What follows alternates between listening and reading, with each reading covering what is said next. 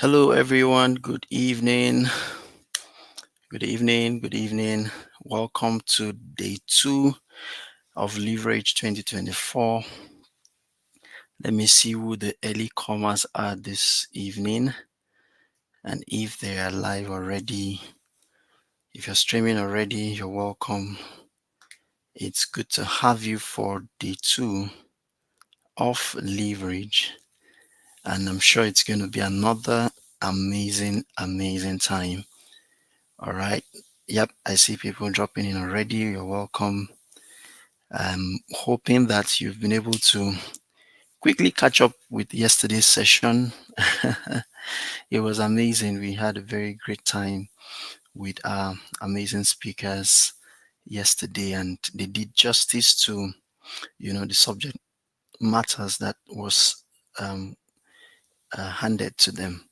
And today we are getting set to shake a lot of tables again, push a lot of pressings and drive each and every one of us to becoming better and better versions of ourselves every now and then. All right. So welcome the person seated to your right and to your left. Let's feel comfortable and let's feel okay. In a short while, we'll definitely be doing a very quick preview of what we learned yesterday, and I can't wait to hear from us so that we all can make sure that we're on the same page, learning together before we'll have our speakers pour so much more, you know, on us as we continue with our learning process through this edition. I'm sure if you were here yesterday and if you've attended any session of leverage at any point in time, it's always outstanding, and we are certain of the value that we're going to receive. If today is your first time joining in, you're welcome, and we're looking forward to having a very great time. All right, just as we did yesterday, those who have joined us already, let's do ourselves a very big favor.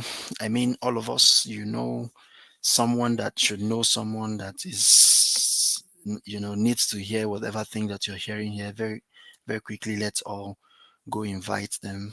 Just get the link, the URL either on this stream site, or however you joined in. Just encourage someone to join in through that same means. Share the link. Be glad to definitely extend that hand of fellowship to everyone in your circle, in your community, family, and all, so that you can also be a blessing to them. One of the ways that you can make sure that you have extended a very, very wonderful hand of fellowship to someone is necessarily not just by giving them money. One of the ways to do so also is to show them the way that you have learned to make money. It becomes outstanding when they also can duplicate same technique. All right, so if you're doing that, in fact, you can let me know. If you've done that, just return back here and say, done, I've done that, I've shared the link. Mr. Tope, it's good to have you today. Tope Nyola, you couldn't make it yesterday. You missed, without mincing words. You really, really missed out yesterday, but of course, learning never ends. You can fall back to the session immediately after this one. Just rewatch and take notes down, and of course, continue same with today's session as well. We're building momentum already, and we are definitely going to be having the best of time as we engage tonight. All right. So very quickly, I'd like you to share. I see a lot of persons who were around yesterday already in here.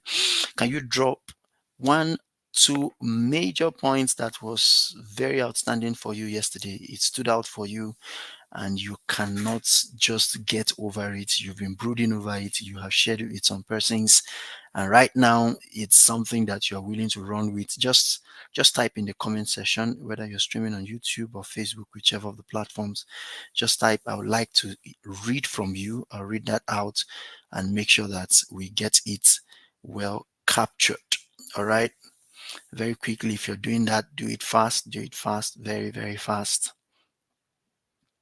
Do it very, very fast. Let's read from ourselves What were the lessons we drew from yesterday's session, and how that we are able to also apply same in our businesses, in our daily endeavors, in our interaction with people, in all of the things that we do, so we would not just be hearers and not implementers. All right, is someone typing? Okay, I'm sure the wordings are quite much. That's why I have not read from you yet. What was profound for you yesterday? Thank you so much, Mr. Okiwe. I'm seeing comments streaming in already. Successful businesses are built around needs. Talking about a lot of the kind of value you can bring to the table. It's beyond you wanting to just make money. I know that's the end in view for most persons, but I mean, if you can identify a need around you, then definitely you can be said to have successfully driven a business idea to the end. Okay, Matilda is also sharing with us. You just have to be valuable in order to attract value. The exchange for value is value. All right. If you want to draw value from an individual, from a body, from an organization, bring value to the table. Nobody ever rejects value. And it's amazing that you took note of that and you're sharing that with us. All right. Choma is saying knowledge is what you know that gives you an edge. The L in knowledge is leverage. Now, of course, that is definitely personal to you. The L for you in knowledge is leverage, right? Amazing, amazing.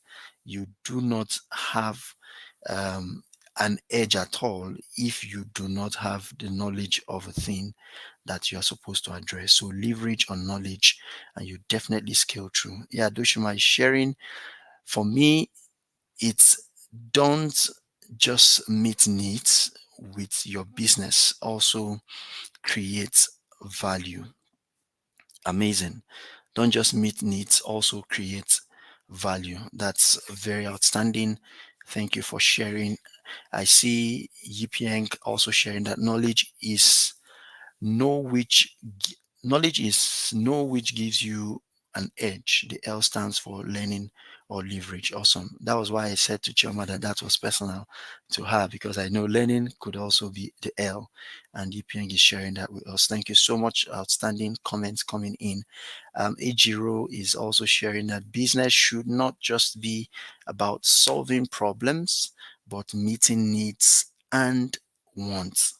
All right, amazing points that you've shared there. McDaniels is saying wants are based on perceptions, and perceptions you can capitalize on in business. Wants are based on perceptions. That is perceptions you can capitalize on in business. Thank you for sharing. I'll take a few more comments and then we can begin to get ready to dive into our focus for today. Mr. Emeka is also sharing nobody has a monopoly of ideas. Ideas have no value until they have been executed. I think Coach Dane did a lot of justice to that yesterday to say that you think you have a very beautiful idea. Just hold on a little bit more until you see it literally implemented by a lot more persons. Now, I have experienced that firsthand, in terms of the only difference was just the name. Every other thing, another person implemented it fully. And I remember sharing with the person that I'm just sure God transferred this idea to you. But of course, deep down, I know also is that if action is not taken, someone else would pull the carpet off your foot. And God helps you, there is not someone very close to you, else you begin to cry of idea theft. But that's because you didn't implement. All right. Araulua is sharing with us that success is moving from one failure to the other without losing enthusiasm. Now, I remember this statement very, very well. Success is moving from one failure to another without losing enthusiasm. Just picture the amount of mental strength you need to put in place to be able to journey from an existing failure to another possible failure without losing the vision, without losing the goal, without losing enthusiasm, and you're still consistently there. And people can come to meet you in the next 2, 3, 4, 5 years, and you're still pushing and pursuing that same idea and not just hobnobbing from one to the other. Enthusiasm must remain at the high level. Thank you so much for sharing. Matilda, welcome and thank you for sharing. She's saying you need to be brave in the execution of your business idea, regardless of the obstacles you might face. That is to say, if it's about facing obstacles, you definitely will face one. However, make sure that you are pushing every now and then, regardless of the obstacles. Thank you for sharing, Matilda. Um, Mrs. Specula is saying, allow yourself to test your idea. Amazing. Simple statement, but powerful. Allow yourself to test the idea. Many people get stuck at that level of, I don't think it's really going to work. I don't think the idea is solid enough. I don't think I'm ready enough. But right here, we see that you should permit yourself to be able to test that idea. We also have Miss Abigail sharing that you must act promptly on your idea, very similar to the last we just saw. Act promptly. How will you know that it will thrive if you have not even given an attempt to begin? And that's something you should keep to heart. All right, execution reveals the holes in a perfect plan. All right, execution reveals all of the holes in a perfect plan. I'll take two last comments and I'm out. Just two. All right, because of our time. So our speakers are already set and ready to dish as much as possible. Florence is saying marketing is the engine room of a business. And again, I say to Florence that this is very personal to you. Marketing is the engine room of a business. So the more that you talk about it, the more that you put the word out, the more that you engage your audience, you definitely will thrive in business. All right, that's the engine room. And lastly, from Mr. Michael tonight, there are much more comment, but please permit us to stop here so we can dive into what we have for today. A very last one from Mr. Michael again says, success is moving from one failure to another without losing. Okay, no, we've taken this. So I would extend that last statement to Rennie K, who says leverage on leverage to create leverage for your business. Dr. Then gave us a tongue twister yesterday, leverage on leverage to create leverage for your business. And that really is outstanding. Thank you all for sharing. You're such an amazing audience, and we cannot deny that. All right. Today I'd like to say very quickly that if you're able to share again the link to this stream, just quickly do that. For those who are just joining, I'd encouraged the ones who came in earlier on to do that. Share the link, let people know that we are live, we've started, and we're about to have our speakers on at the moment, so that you do not miss out on any part of this. Also, if you're streaming on YouTube, kindly just below the video, you would see a button that says subscribe. You could just help us click that button, just subscribe. Very simple, subscribe and hit the notification button just so that you can also be informed whenever we have any amazing thing coming on this platform. If you're also following on Facebook and you're not following that page, you can do so, and you can multitask between both pages, subscribe on YouTube and also follow on Facebook. Either ways, we will definitely see that and we appreciate it. All right. This evening, we have the honor and privilege to have another of our speaker who is already in the house. Yesterday, we had Coach Idein.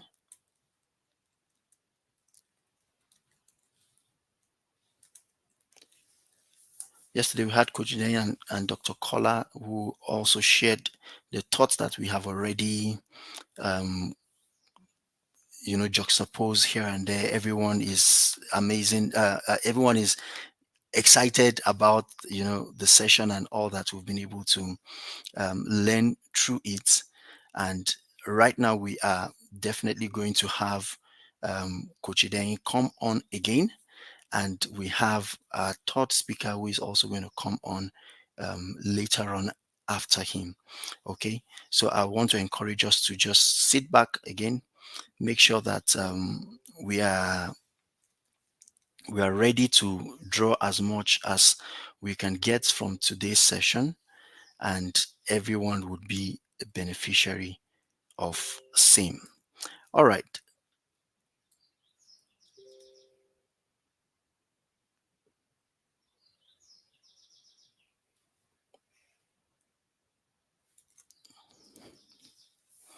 Without taking much more of our time, I'd like to just quickly invite our first speaker for this evening up for his session. And I'd like you to just join me as we will be inviting him up stage to take his session. And I'll just take a profile of him, and afterwards he will be upstage to speak to us. All right, our speaker, Dr. Emmanuel Idenyi, popularly known as the Millennium Entrepreneur, is a well sought out public speaker, a coach, and trainer in strategic business repositioning. He is an accomplished banking professional, an entrepreneur, investor, and business owner.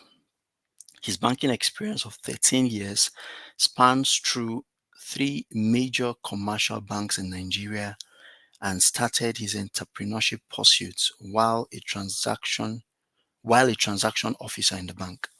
A graduate of marketing, global consumer marketing, financial management, a chartered marketer with the National Institute of Marketing of Nigeria, chartered economist with Institute of Chartered Economist of Nigeria, chartered human capital development experts, that is a fellow of Chartered Institute of Development and Social Studies, a member of Financial Reporting Council of Nigeria, and an international certified management consultant with practicing license in 50 countries of the world, and a fellow of Institute of Management Consultants, Nigeria, an international council of Management Consulting Institute in the United Kingdom.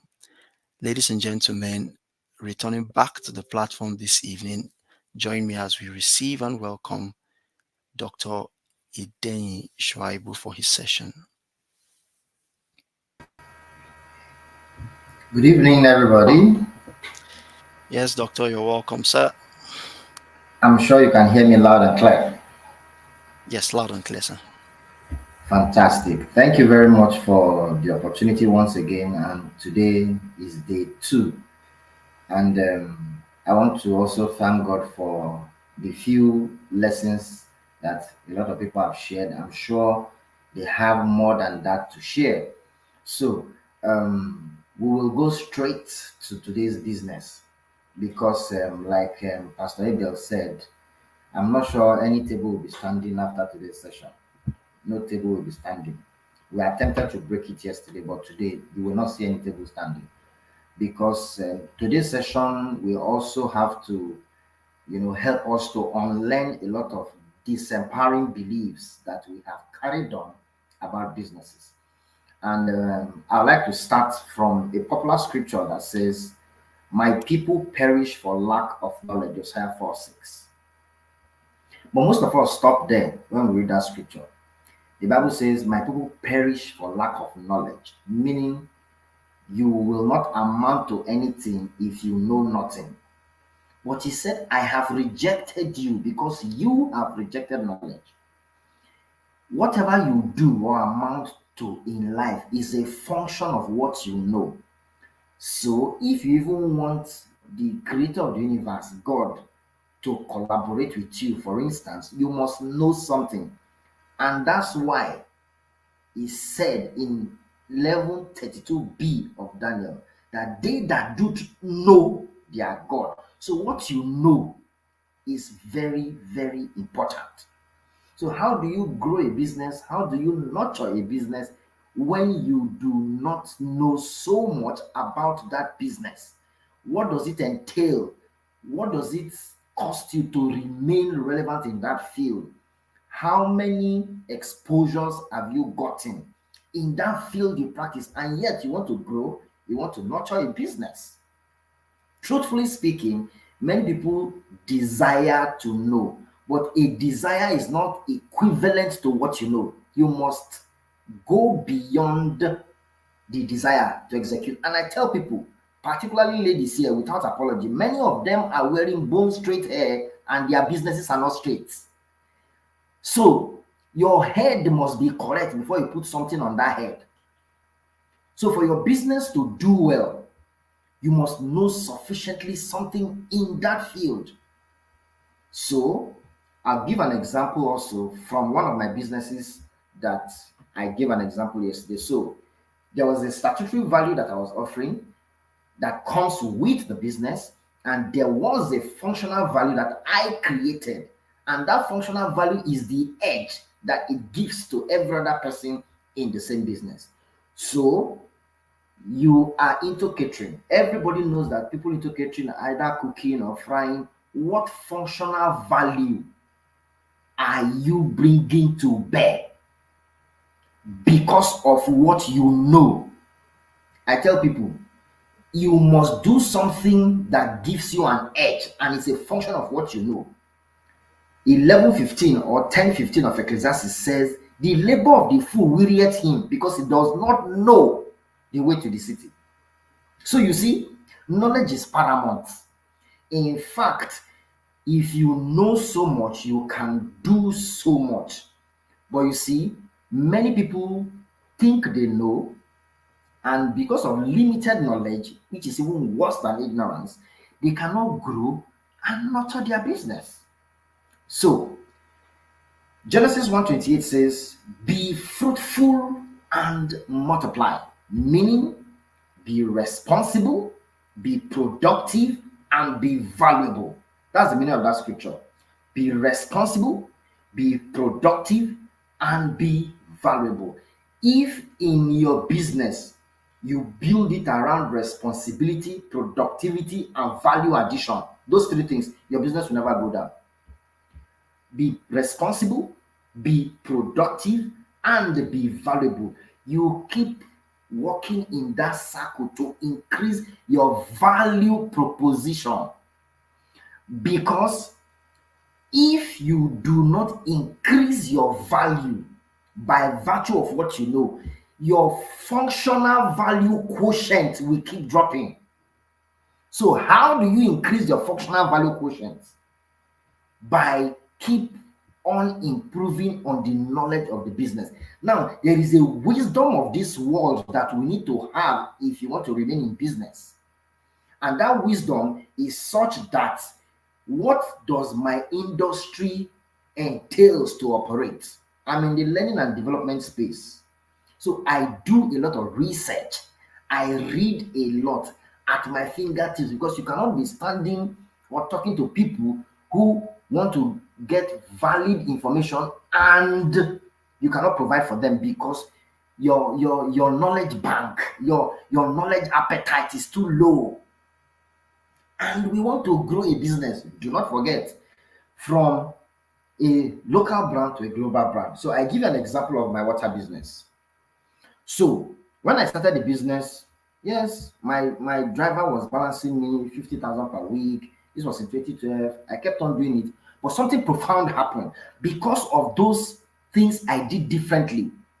So by February 2013, a company came to Jos and needed a water tanker to help in their construction work somewhere in Kanke. And because of the way they were wearing t-shirt and face cap, they were attracted to the guy. And they discussed, and the guy simply called and said, oh, God, see what's happening, see what's happening. Long story short, they took my tanker, and I want somebody to punch the calculator on your phone as we do this calculation. They took my water tanker from February 2013 to June 2013. They were paying me 15,000 per day for 6 days of a week. So that was 90,000 per week times 13 weeks. Do the math. 90,000 per week times 13 weeks, because there was something I know and I did it, and it created an impact on my business. So, but I was still selling water. Don't forget, I was still selling water. So, that functional value I added to my business gave me a leverage over and above. And do not forget, I didn't sit down and say I'm praying and fasting. I took bold step. So these guys took my tanker to Kanke, Sharon precisely, and they were paying me 90,000 per week. The only thing I did was to just buy new tires, and the vehicle went to Kanke with my driver. So the driver comes weekend, and that ran from February to June 2013. No prayer, no fasting. But because of what I know, I put the strategy on ground. Number two, when they came back, the guy now said that they enjoyed working with my driver, that they don't mind taking my vehicle to Gembu in Taraba State. And they took my tanker for 9 months. But this time around, they were not paying weekly. I told them we agreed on the amount, and they paid 60% upfront. My tanker left Jos and went to Gembu. Now, don't forget, I am selling water.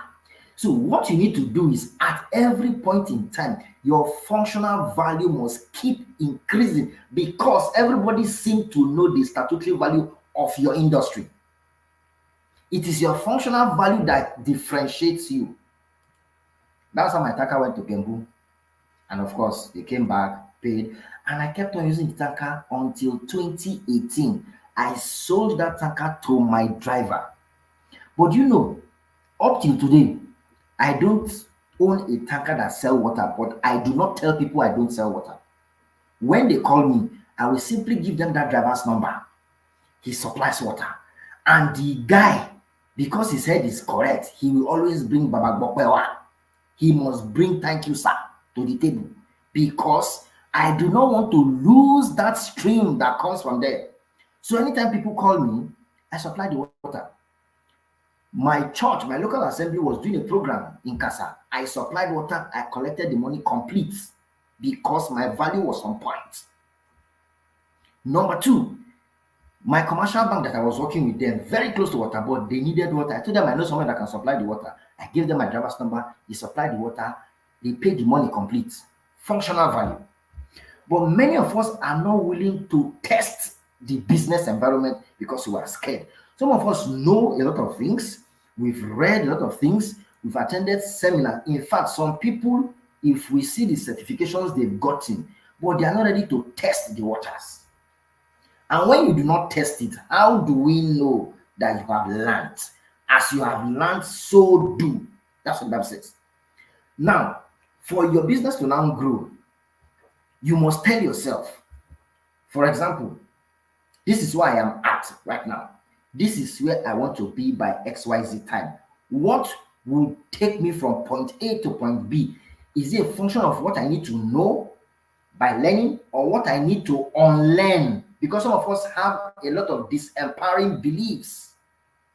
So, profit does not just occur. Profit does not just occur. You are taught how to make profit.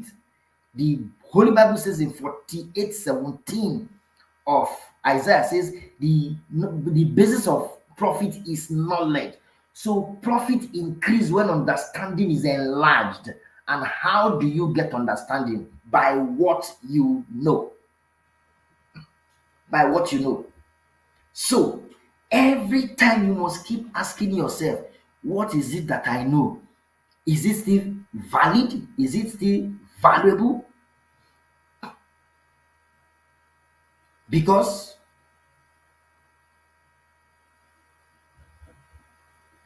many of us do not know that what we know may just be the differentiation. There is somebody out there that wants to benefit from what you know. Somebody wants to pay for their ignorance. So what we do not understand by value is People are willing to pay you for their own ignorance. That is when what you are doing is valuable. So when people are willing to pay you for their own ignorance, it means you are bringing some kind of value to the table that they do not have, and there is exchange of value because you need the physical cash and the person needs that product or that service. See, if we must do well, particularly MSMEs on the plateau, we must unlearn a lot of things that we know. We must unlearn them in the sense that what you know has really not helped you. So why are you holding on to it? Why do you keep holding on to it when it has not helped you? Why? Why? The reason is simple. If you keep increasing in value, you will increase in attraction. Yes.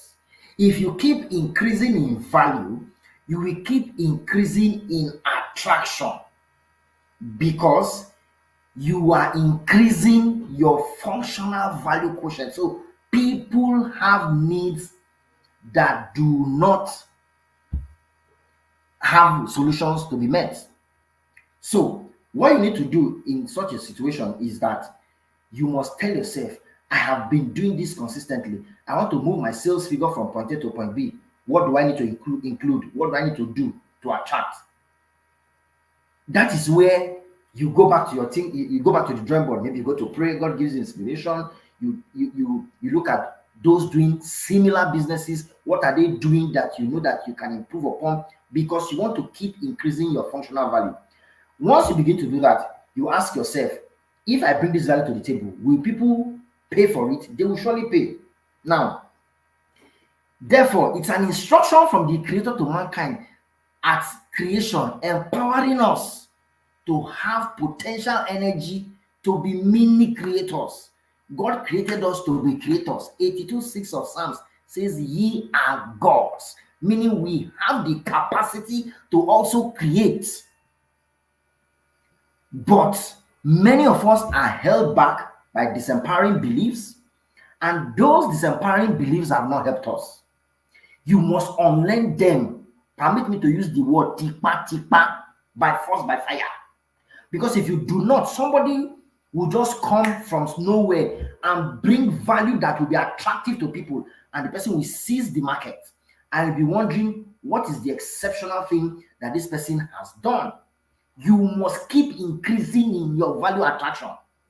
So I give you an example of one of my businesses again, which is my book, Business Digest. The truth is, I started Business Digest as a daily broadcast in 2012 because of the experience I had building my house in 2011. I saw that a lot of businesses do not know a lot of simple things about business owners. And I said, if I do a book, they may not read. So a nugget on daily basis. And I started writing, had their number during days of BlackBerry. I was sharing. Of course, people say, so everybody writes. So what is the strategy I brought about? I make sure it is very early in the morning, 5 a.m. That's one strategy. Number two, it is punchy. It doesn't appeal to your emotion. It hits you hard. That was my functional value. And it is early in the morning. But I kept on writing. And when it got to 10 years, I decided to compile those things into a book. It is a business book. So the book cannot be 1 naira, cannot be 2 naira. It cannot even be 5K. Today, the book is on Amazon, $25. The hard copy book is not sold in any bookshop anywhere. If you must buy it, you must buy it from me. 20,000 per copy. Because it's a functional value that must keep increasing. Many of us say, it's my passion. Who told you cannot profit from your passion? And I'll show you 4 things that you can do that will make you financially stable. So that we don't just think that it's passion alone. No. Now, so that book is my go-to-market strategy. People buy it, they read it, they use to structure their business. And you can imagine somebody refused to buy that book in 2022, 2021, when it was at pre-order 6,000. The person said, no, what is inside the book that I'm buying 6K? Today the book is 20K. Hardcover. 20,000. and people are buying it. So imagine if that person bought that book at 6K, the value he would have gotten. But the person, if he or she wants to buy it today, it is 20,000 naira you will pay. Soft copy is 15K. You buy on Amazon, or you go and buy on Amazon 25,000 and $25, which translates to 37,500 Nigerian naira. Or you can pay 20K and get a copy of the book. Because at every point I am deliberate about increasing my functional value. Because what I know keeps increasing. So if knowledge is what you know that gives you an edge, my value proposition must keep increasing. You sell water, you own a school, you sell pastries. What functional value? What will make me patronize you and not patronize Mr. A? The truth of the matter is, there are people that talk better than us, but they are not profiting from what they do. They are not, because they have not increased their value proposition to attract people. Most people buy things for some emotional reasons, then they will rationalize it with logic. That's how people buy. So appeal to value more than you appeal to need. Appeal to value more than you appeal to a need, because pursuing your passion is fulfilling and can lead to financial freedom. That's what Robert Greene says. Pursuing your passion. So what is your passion? Is singing your passion? Is talking your passion? Is there are some things we do that comes natural. It's okay, it's natural, but you must profit from it, because you can create a lucrativeness from that thing you are passionate about. A lot of creatives say they started singing as a small child when they were in the choir. It's because it comes to them normal, but they have made a fortune out of it. They went ahead and studied about it. So that business you say you are doing, to grow it and nurture it, knowledge is key, sir. Very key. You must make it so appealing that it cannot be resisted. While you are doing that, how do you position yourself for your brand, what you sell, either a product or a service, to be attractive? Why will somebody invite an Emmanuel Shaibu to speak instead of another person? What value do I consistently bring to the table? That is what appeals to the person. And if it appeals to the person, it means that the person will give me a money consideration in exchange. So there are 5 things that we can profit from. And I want it typed in the comment section, either on Facebook or on YouTube, to write it down. Number 1 is your talent. There is no human being that doesn't have a talent. That is number 1 thing you can profit from. Your talent. You can profit from your talent. That's number 1. What are you endowed with? Some people do some things, it's just natural. The Bible says that fan to flame that gift that was bestowed upon you by the laying on of hands. So, number 1 is talent. The parable of the man in the Bible that gave people talents when he was going to travel. So, he had talents, he gave them. We know the story. So, you can profit from your talent. Number 2, your gift. Your gift. The truth of the matter is, there are some things that have been given to you as a gift. Talent and gift may be the same. It depends on the context you want to use it. Talent and gift may be the same. So what gift did somebody give to you? Some people created a fortune by virtue of a gift that somebody gave them. And I give you an example, very critical. Growing up, I had a friend that his father's friend came visiting, and the guy had desired to start a small business. And while discussing with the man, playing, the man now said, okay, I have small gift for you. I don't know if it's enough. And he gave this guy some amount of money. That amount of money, he would have bought designer clothes with it. He would have used it to flex. but the guy decided to use that as a seed capital. He used the gift that was given to him. Today, he has employees. He has employees. It was a gift. So, most times, the breakthrough you need is a gift. The breakthrough you need is for you to hone your skill around your talent. So, we've mentioned talent, we've mentioned gift. The third thing is your passion. Yes, your passion. Some people have some dangerous passion that if they harnessed it, they would have been multi-millionaires. Do you think it is only those that we hear their name that are good singers? There are better singers, but they didn't develop their passion. Or do you think we don't have better footballers than those we see? Some of them just felt nobody will even help me. And the passion is there, or they are doing their passion, just say it is as God has given me, I'm just doing it. Meanwhile, they need to acquire a knowledge to enhance their passion capacity to deliver. They need to enhance it. I told myself, I know I am gifted in talking. Right from when I was in nursery school, it comes natural. But I cannot just be talking last song. I must make money from it, sir.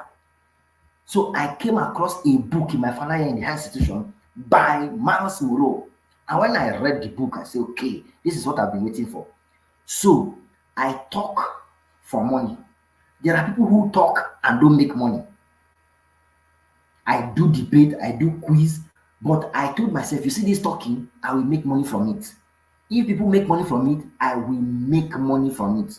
So I built skills around public speaking, facilitation, training skill. That is my passion, don't forget. But I need to package it with the skill that will make it attractive and hold a crowd spellbound. I need to go and hone that skill around that area. So you may say it's a talent, you may say it's a gift, you may say it's a passion, but you must develop it.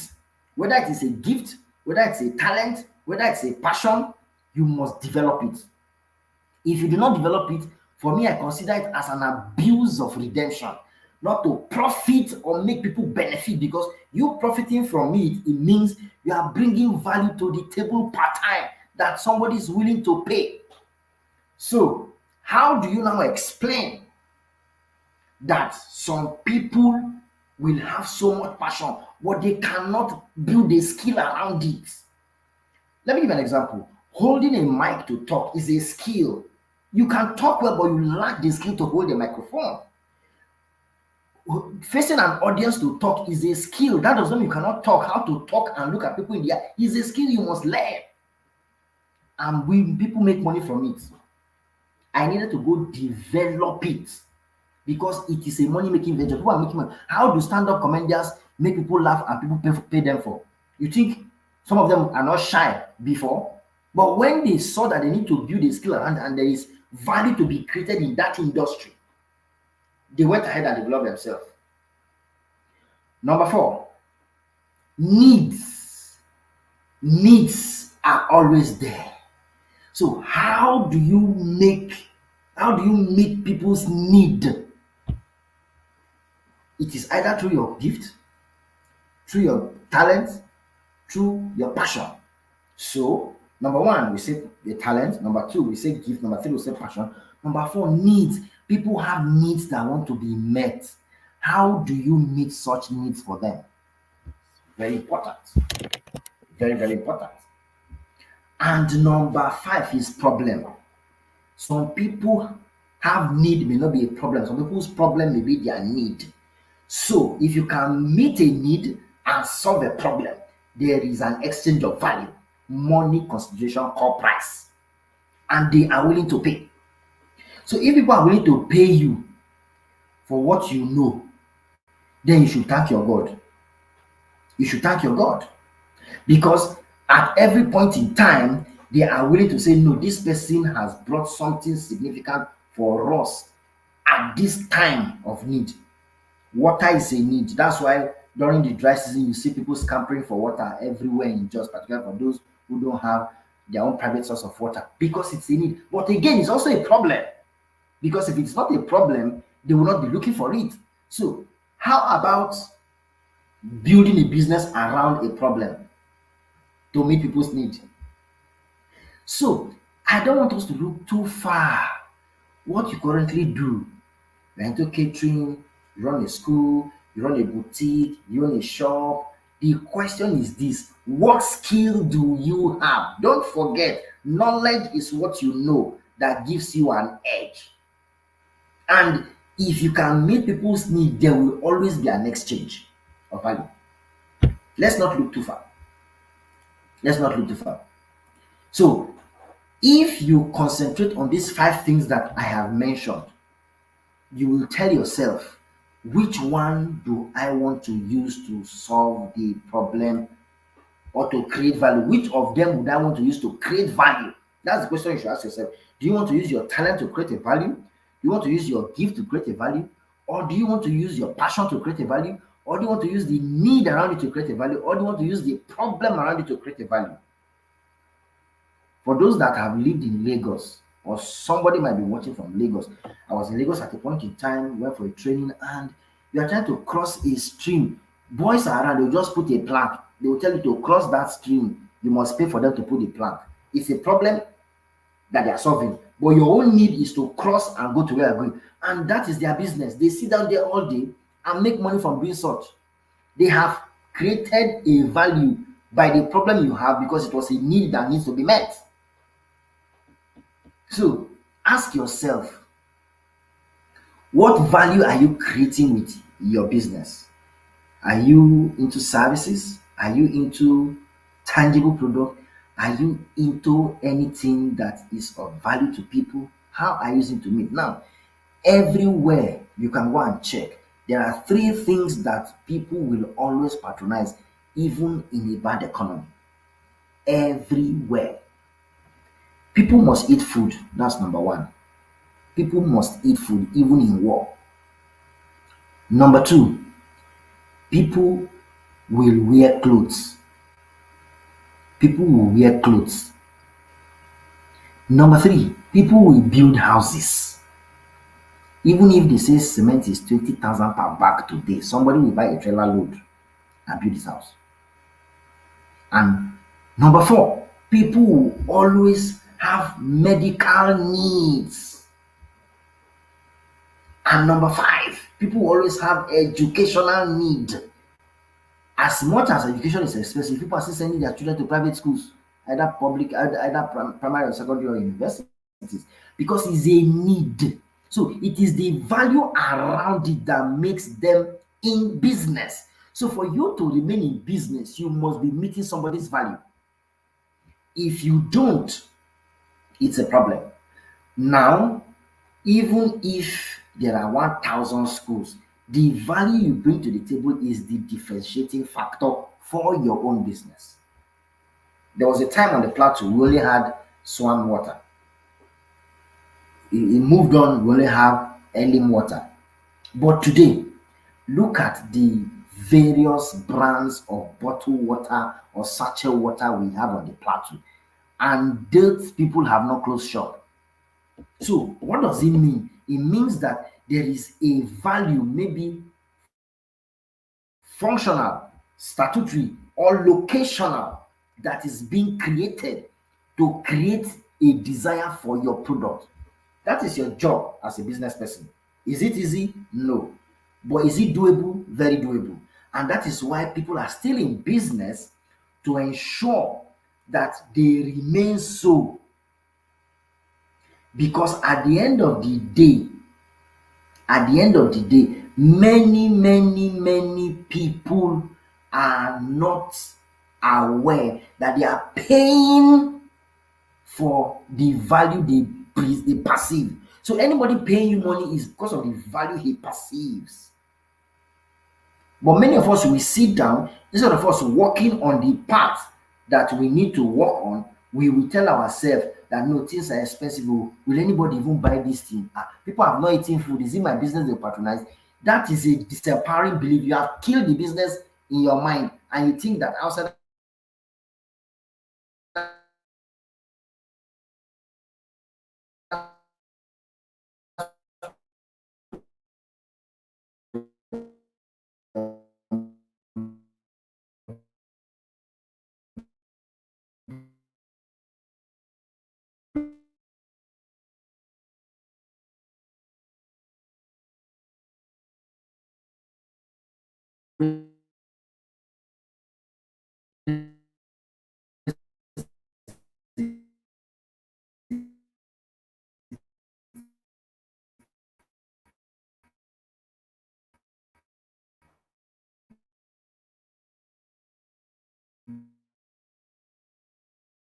is them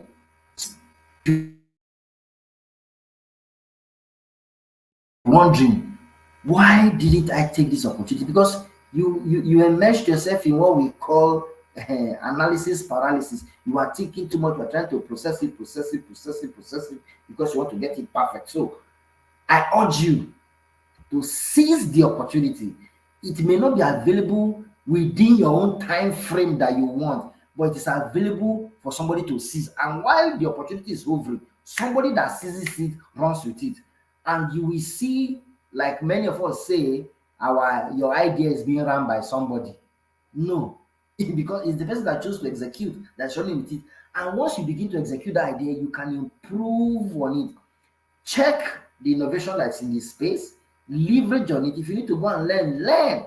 And if you learn, begin to implement. Many of us learn, but we do not implement. And if you do not implement, your business will not feel the impact of what you have gone to learn.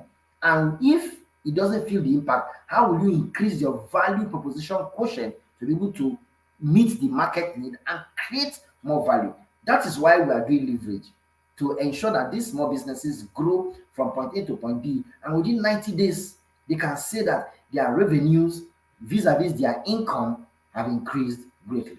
Thank you very much for listening. God bless you.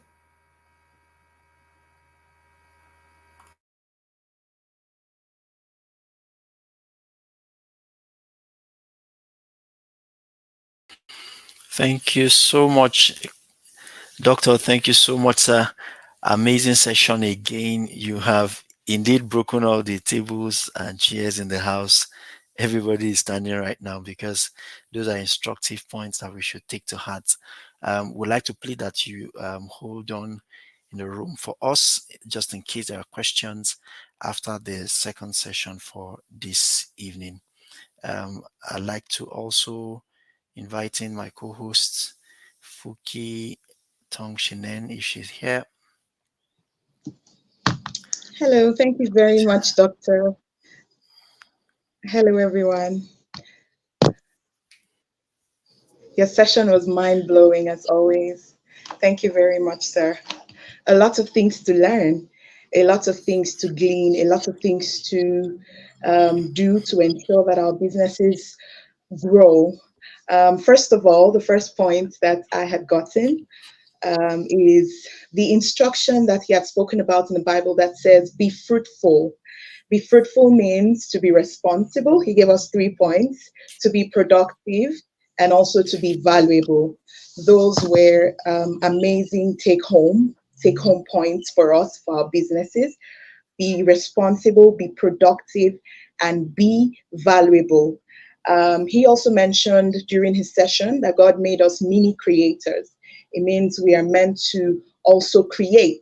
So when God created the world, he created us as humans. He expected that we continue create in creation. We do not stop there. So it means that we have to be intentional with building value attraction. One of the other things that I had taken before, he gave us 4 things we could profit from, um, or we could make money from in our businesses or in our lives. Consistently unlearn the things that do not move you forward and do not give you value, and ensure that you bring value to the table at each and every point in time. And then we move on to the 4 points that he had mentioned that you can profit from. He said, number one, you can profit from your talent. Number two, you can profit from your gifts. He said gifts and talents is the same. He also said you can profit from your passion, you can profit from needs. People around you are always in need. Find what the market is saying, find the need that you can meet so that you can build up and and grow and make sure that you make profits in your business, as well as problems. There are a lot of problems around. Which problem can you be a solution for? What problem around you can you be a solution for?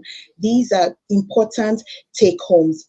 Now, if you are part of this meeting, you've been part of Leverage for the Hello, sir. previous years, and you're not being intentional with putting into practice what you have learned through the years, then you will not help yourself and you will not help your business to grow. So, learning all of these is important. And now that we have learned, it is important for us to build up and implement all that we are learning into our businesses. Thank you very much, Doctor, and thank you for all who have been following so far. We are really grateful and we're looking forward to a powerful session ahead. Now, before we move ahead, we'll also like to appreciate our partners. Um, we have one of our partners is the New Covenant Church, Joss. Uh, we thank you for value that you are bringing to the table and adding to numerous individuals under your covering as a body of Christ and in your community, in the community. We appreciate New Covenant Church. We'd like to also um, appreciate Rex Swift Limited, an organization who is also partnering with us on this show, on this program, Leverage 2024. As we move ahead, I pray that we have a great session ahead.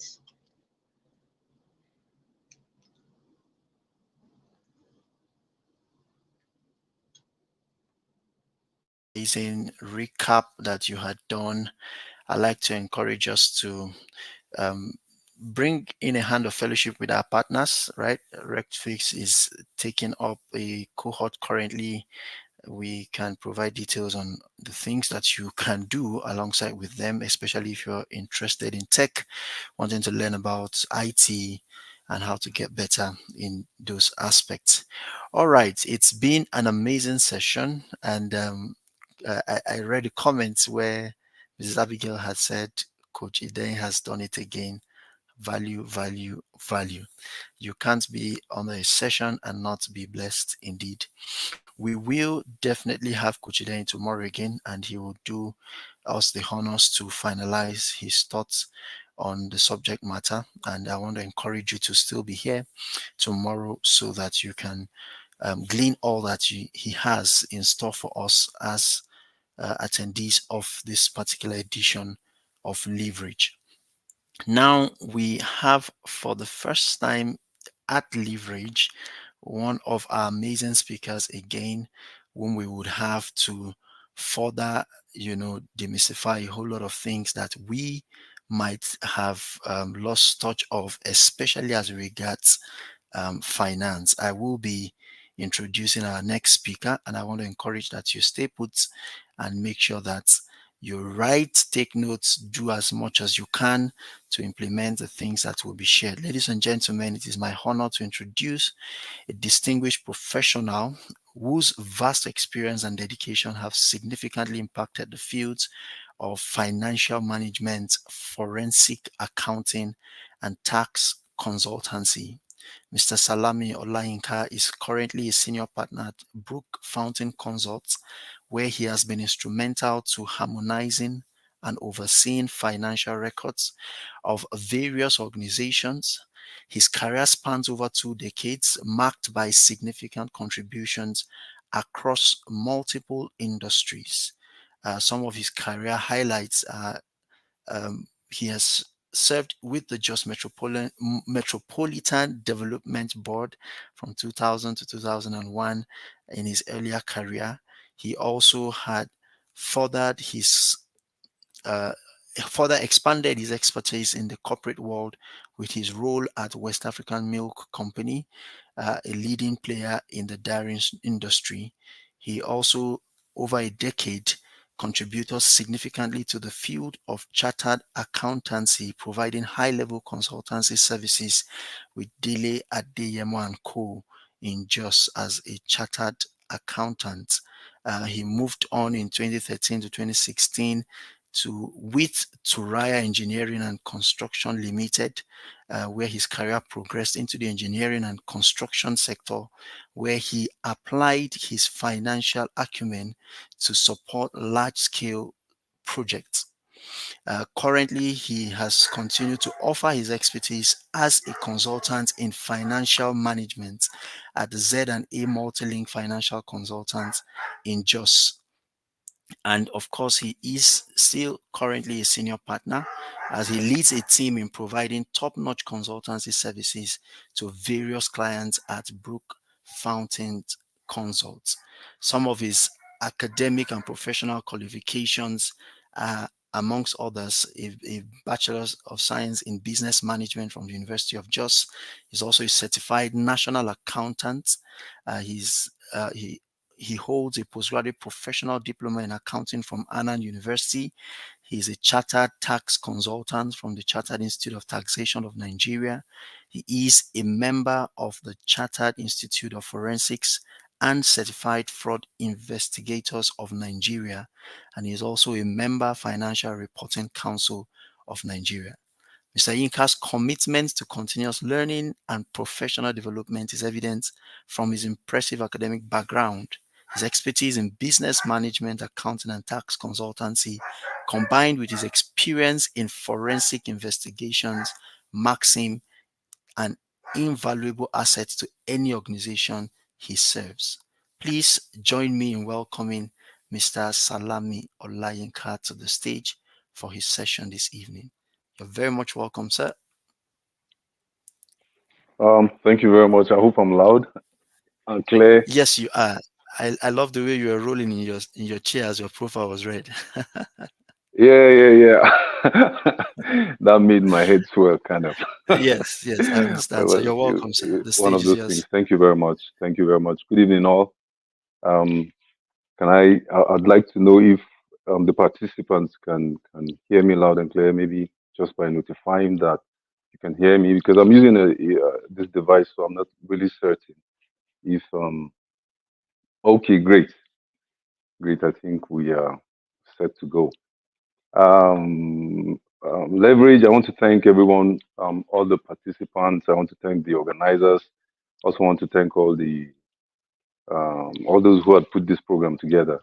It is an honor to be here, and I'll try as much as possible to deliver, even though the time I am being given looks very small.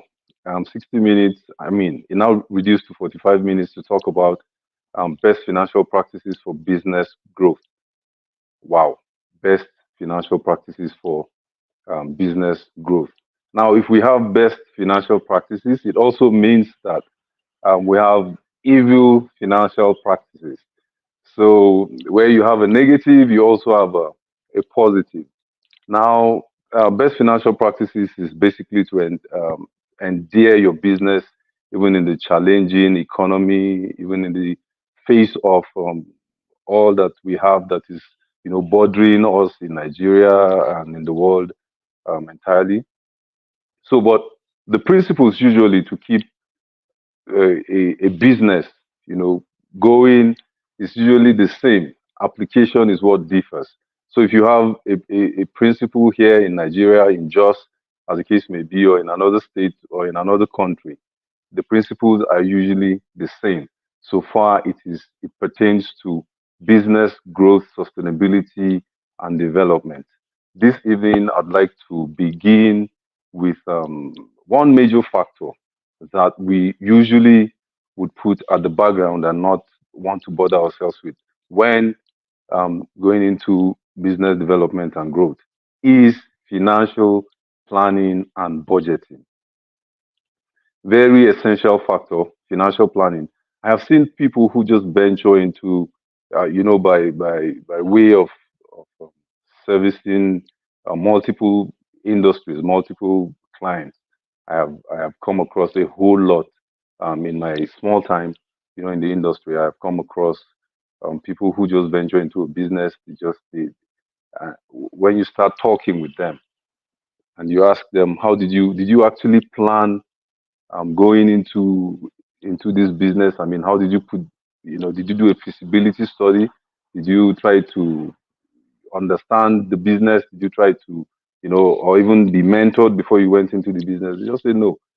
It's because Mr. A has a poultry. I was actually doing, maybe I had another kind of business, and then I saw that a poultry was selling, so I just jumped into it. Now, the idea of financial planning and budgeting is to help you understand the importance of financial planning and also help you to create effective budgets and understand cash flow. Now, financial planning basically is involves setting long-term financial goals, creating comprehensive plans to meet those goals, and also it includes budgeting, forecasting, saving, investments, and risk analysis. Now, I'll repeat that again. Financial planning basically involves budgeting. That's a comprehensive plan, to budget, to forecast, savings, investments, and risk analysis. So you're going into a business, or you're already in a business, and you intend to sustain such business. Perhaps the business has grown, or perhaps the business is just growing, and you intend that it grows, it becomes sustainable, and it keeps growing. Because the best you can do is to see that the business is sustained, having grown. Now, effective financial planning also helps businesses allocate resources efficiently, prepare for future financial needs, mitigate risk factors, and what have you. Uh, for example, if you have an SME in Nigeria who plans to save a portion of profits each month to invest in the new machinery, ensuring future production capacity and all that, it means that there's an SME that is already in existence and it plans to expand, for instance. So it has to think, it has to put into place, you know, modalities of saving for expansion. I have actually seen businesses that don't grow. They're just where they are every day. Mind you, to survive in Nigeria is extremely turbulent. As an entrepreneur, just put that at the back of your mind. To survive in Nigeria is extremely turbulent for a business to grow. I have seen businesses that whose startup capital is usually, I mean, maybe about 49, I think it was 49, about 50 million. And today their equity holding is zero. Why this happens is because the accurate knowledge that is required, to propel this business. Firstly, to grow the business, sustain it, and continue growing it and sustaining it is not there. Once you don't have that business acumen to know that you need to plan, then there's going to be a problem. Without proper financial planning, you may face huge resource miscalculation, unexpected financial crisis, and you may miss even some certain growth opportunities. Yeah, it's very possible. Someone says there's a huge investment gap that needs to be covered somewhere, and you're not there. You are unable to calculate. You're unable to reason. You're unable to take advantage. Definitely, you're going to miss the growth to expand. So this can actually lead to operational inefficiencies and potential business failure. For a business that is in existence or a business that plans to be incorporated and to run, you need to set financial goals. Financial goals could be short-term financial goals.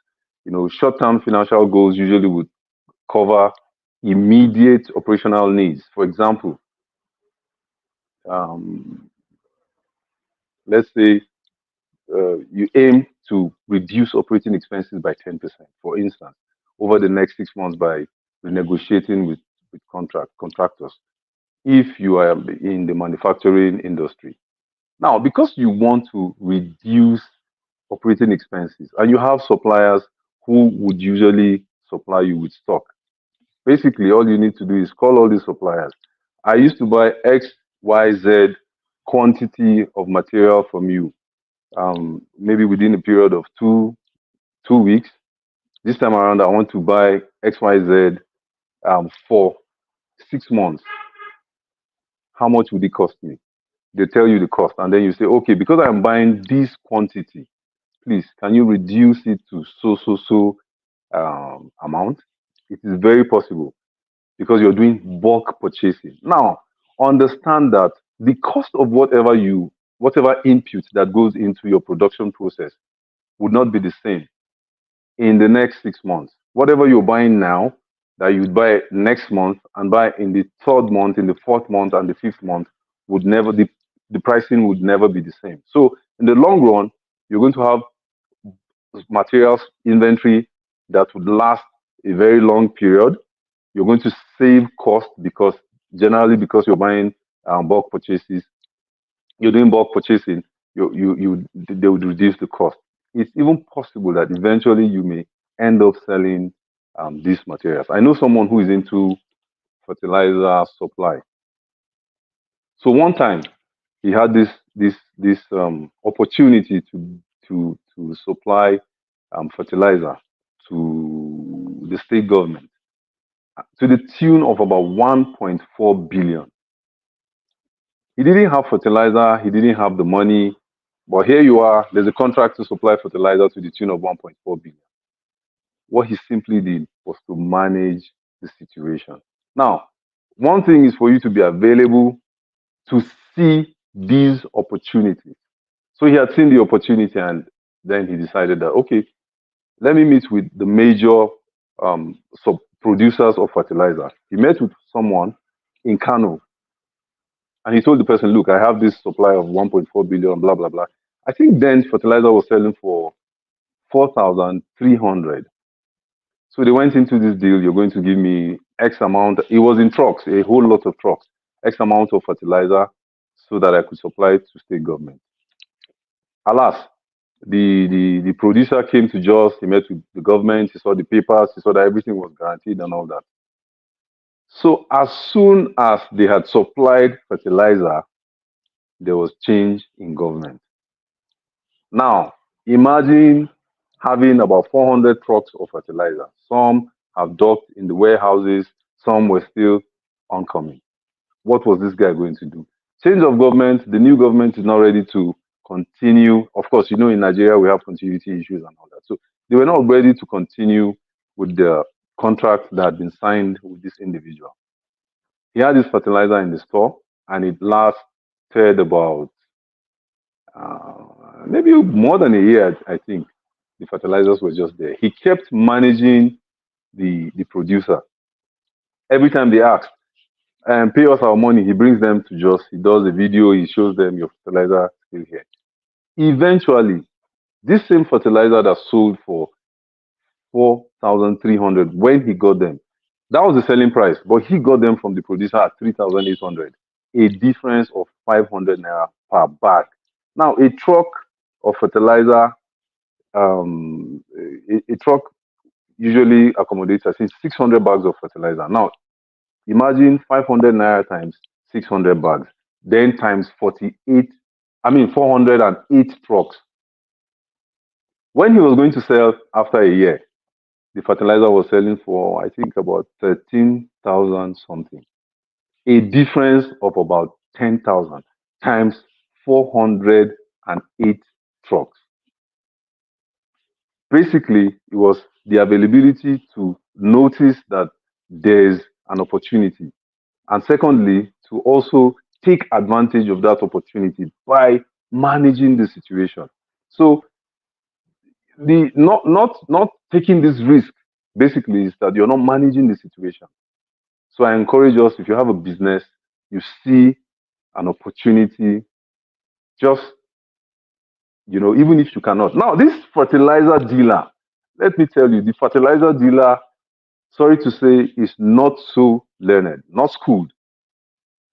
Now, here you are schooled, you have all the certifications and all that, and this opportunity comes into play and you don't take advantage of it. So he called us and called several other people.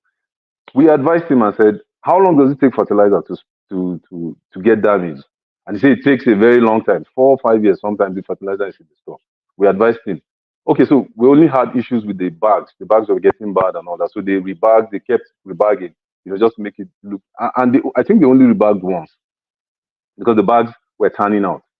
So, but the person who had produced the fertilizer had come to see. In fact, the producer opted to even purchase this fertilizer back from him, which he refused. So fertilizer was selling for 14, 15,000 per bag. He was selling his own at 13,500, and he made a whole lot of money.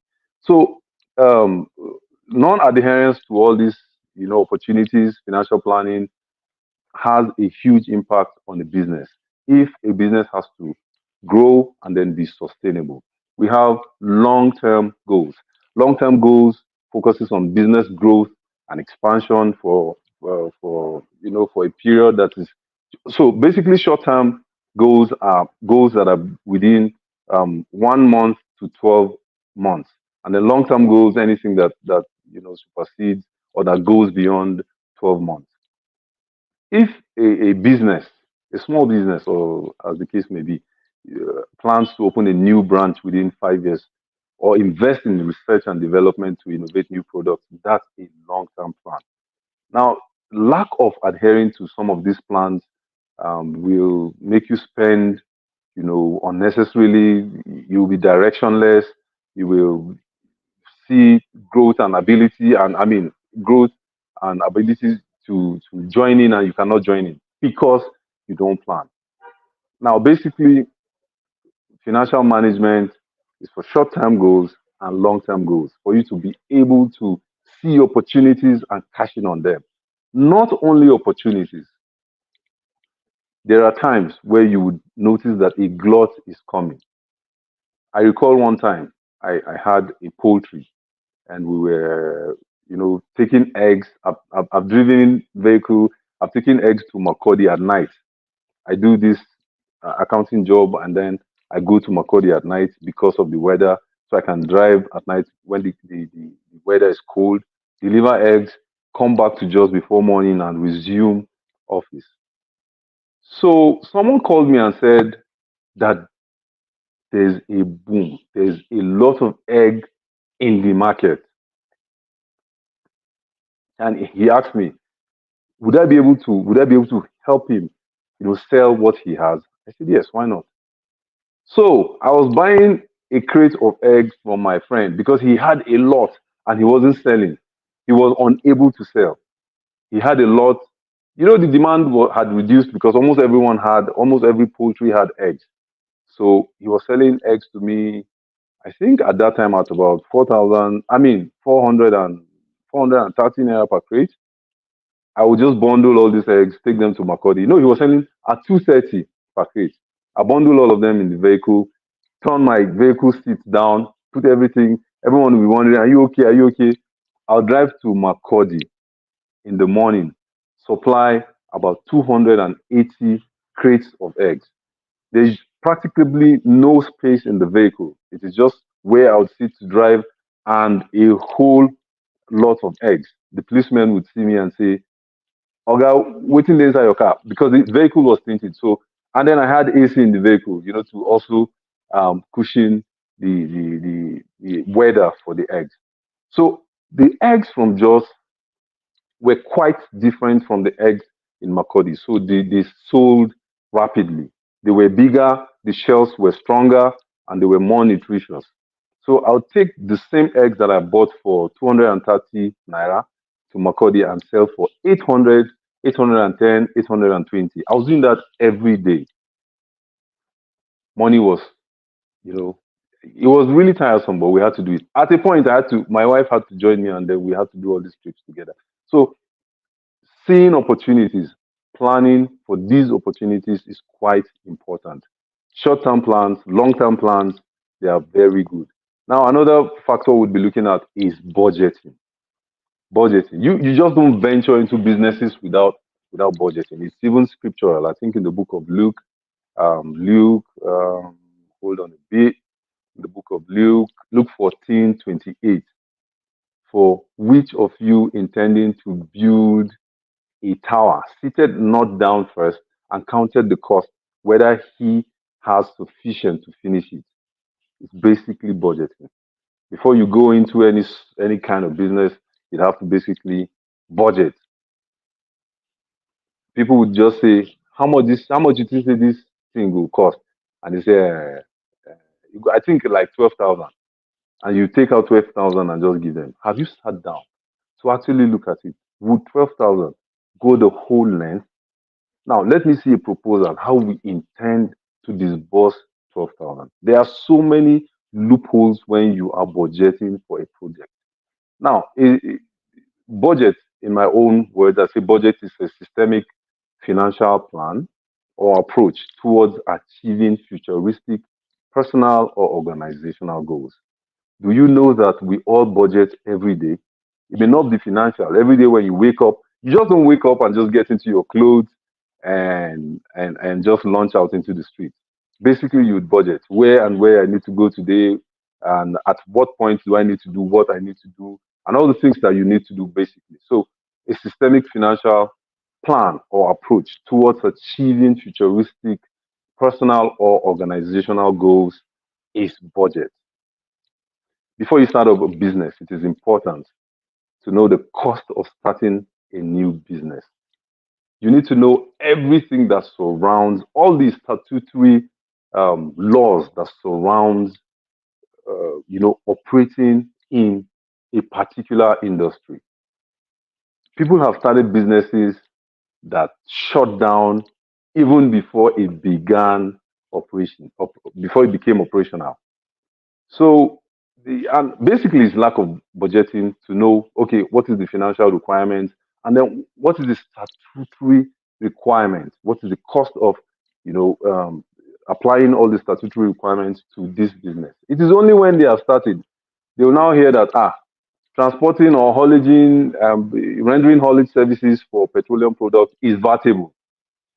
Then you hear one man tell you, "Catch me, it is vatable." How? I mean, how does government charge VAT? VAT is value added tax on transportation of goods that every kind of good that is not for human purposes. So if you're transporting fuel, if you're transporting general goods, any kind of good basically, once it is not commuting for human beings, it is vatable. Many people don't know this. So you want to start a business like that, your budget or your mind in your mindset, you're just thinking, I go buy fuel. I deal with laymen a lot, so they tell you I buy fuel, I go buy tire, highest, I change engine oil, I repair this, I repair that, I will get this amount, and then at the end of the day, I go to make 300,000, not knowing that the value added tax that is applicable to the entire income for a trip or a return trip, if you add it together, by the time you take 7.5% from the entire sum that had been gotten, you may be losing the entire 300,000 that you thought you were going to make. So basically, it boils down to planning, and it boils down to, because when you plan, basically, budget is planning. So when you plan, you're already budgeting for whatever tax that may be applicable statutorily. Now, we have types of budgets. We have operating budget, capital budget, cash flow budget, several types of budgeting.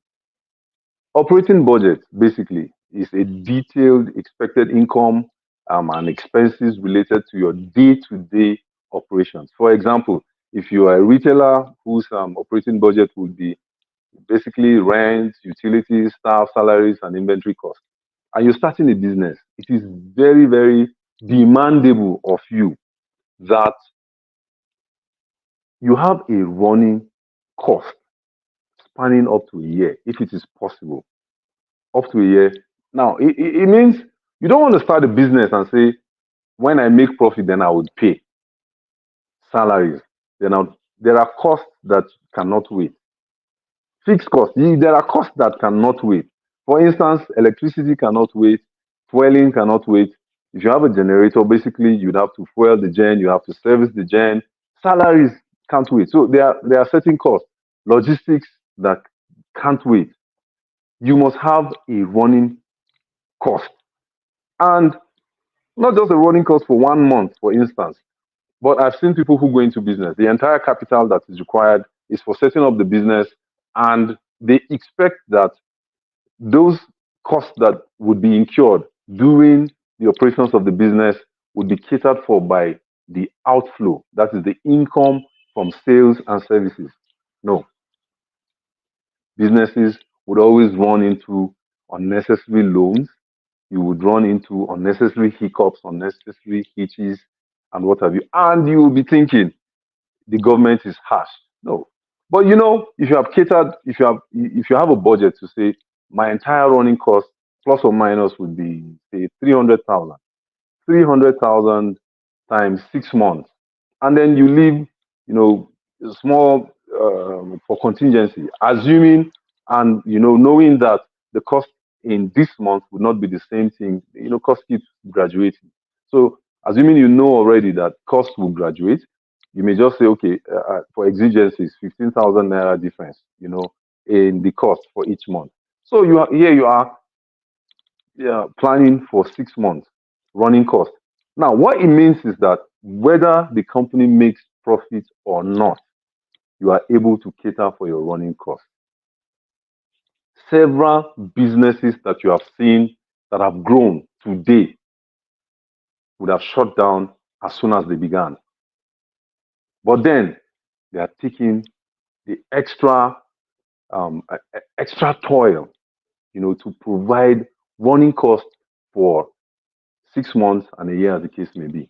You will notice that certain companies would begin operation and they would employ a whole lot. The staff payroll is huge, is beautiful, and what have you. And before you know it, first month, 2 months, they begin to downsize. They will sack one from the operations department, sack two or three persons from another department, like that. They just keep downsizing. Now that was because they did not budget.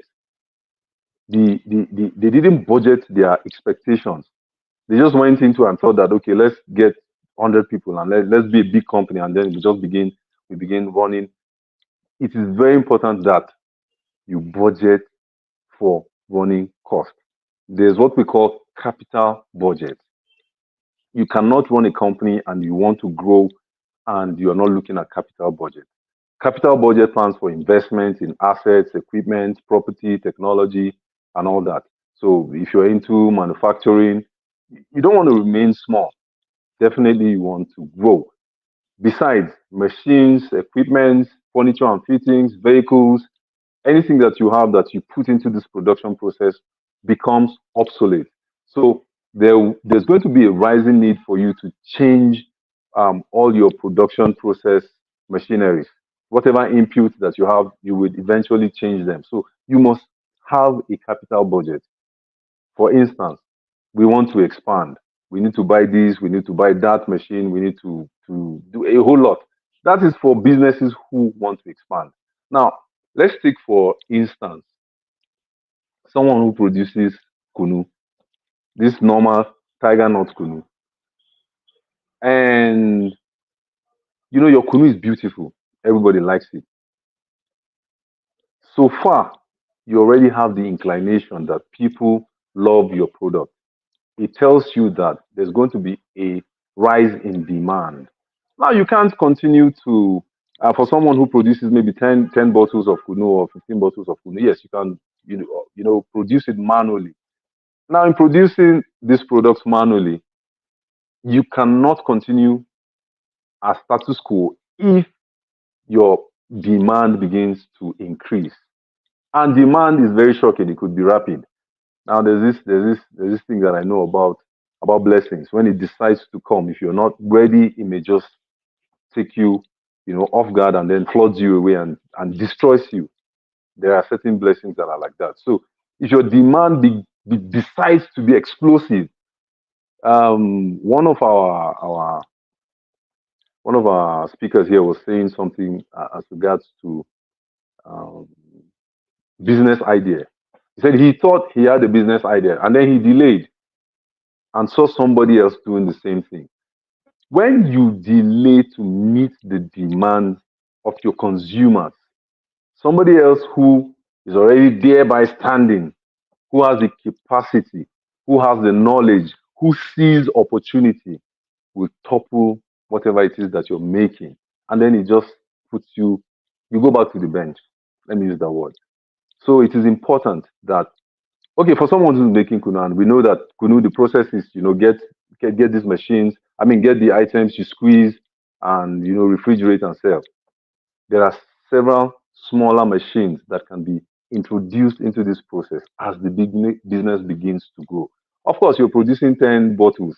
You can't go and buy a 1000 capacity kVA machine because you want to produce that little. So it begins to grow. You must make provisions for capital budget. This is where loans, come in, equity contributions from company owners, from stakeholders, from banks, and what have you. We have cash flow budget. Cash flow budget basically um, projects cash inflows and outflows to ensure that the business can meet its obligation. If you do not budget for cash flow, trying to understand season biblically, seasons, understanding the season is extremely important. Now, understanding the season to know that once it's rainy season, nobody drinks cold drinks. We don't do cold drinks. And then we're approaching rainy season, and you have bought a lot of, maybe you're into ice block making, you have the machines and all that. You invest heavily where you should have, perhaps you even took loans, where you should have just diversified to do something else. You invest heavily to say we want to produce more machines, and then rainy season comes, boom, everybody's cold and nobody's consuming, especially if you're in a place like Jos and nobody's consuming water. You will be left redundant. Nobody's consuming, cold water, ice block water. But again, you understood the season to know that once it is dry season or once the weather gets very humid, the demand for ice block would rapidly increase. That is the time to take a loan. That is the time to put energy, some more energy to say, let's get ready for the season. Someone was telling me, he said, if you want to sell ice cream, if you want to sell ice cream and make a lot of money from it, go to a place like Sokoto, Meduguri, Gombe, uh, northeast, the northern places. They consume a whole lot of sweet. Northerners love sweet consumables. So you make ice cream, you make I don't know the names, but they like the variants of ice cream. You would sell like hot cake in the northeast when it is hot. You would even sell well when it is not hot. How much more when it is? So there's a high need for sugary, uh, uh, you know, drinks over there. Coke, Fanta, and all these drinks they sell more in the north. Now you introduce your drink over there, and you plan for the hot season. You don't want to go into such a business and then you bring it to Jos and you expect that people in Jos would sell as much as you'd sell here, and more than how you'd sell in, or as much as you'd sell in the northeast.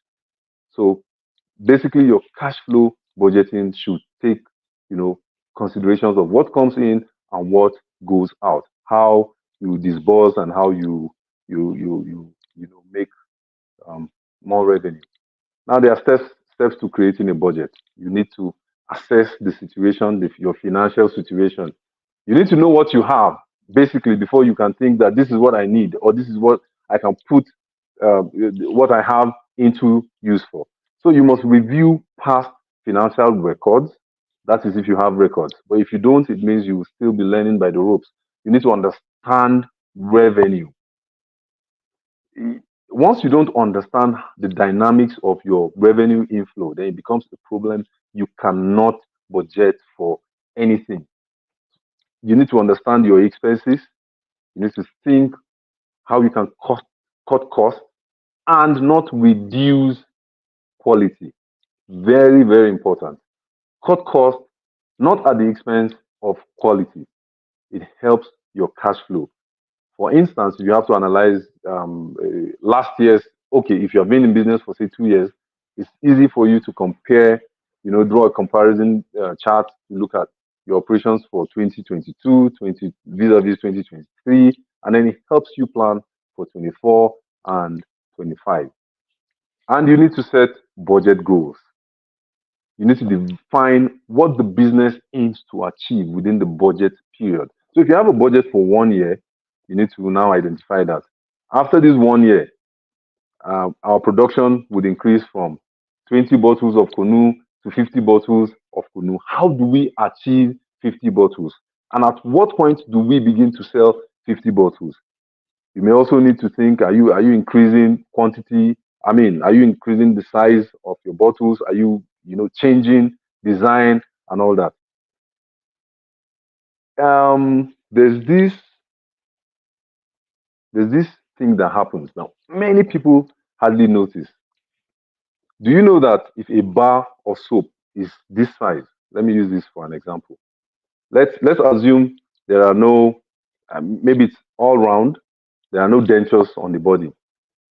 Companies usually, in order to make more profit, just check the bar soap that you use, your bathing soap. Every time there's a denture in the middle, it keeps going down. It keeps going down. It is very gradual. Zero point 0, they just slice it off a bit. They come to the front, they slice it. Or if it is locks you're buying, apologies to producers of locks. Let's say you're buying ABC Soap Limited. Suddenly you would find ABC soap written boldly. The size is increasing. The size of ABC soap is increasing. And then it's deeper. Do you know what that is doing? It is reducing the size of the soap, but you may not notice it. So these are certain technicalities that production, manufacturing industries look into. They just sit down and wonder, how do we, you know, increase revenue, but not at the expense of demand. You would be buying ABC soap and never know that the size, the grammage has changed. Sometimes they do it in toothpaste, or you may find a product like this, and then underneath that used to be smooth, begins to they change the design of the item, and then it goes inside.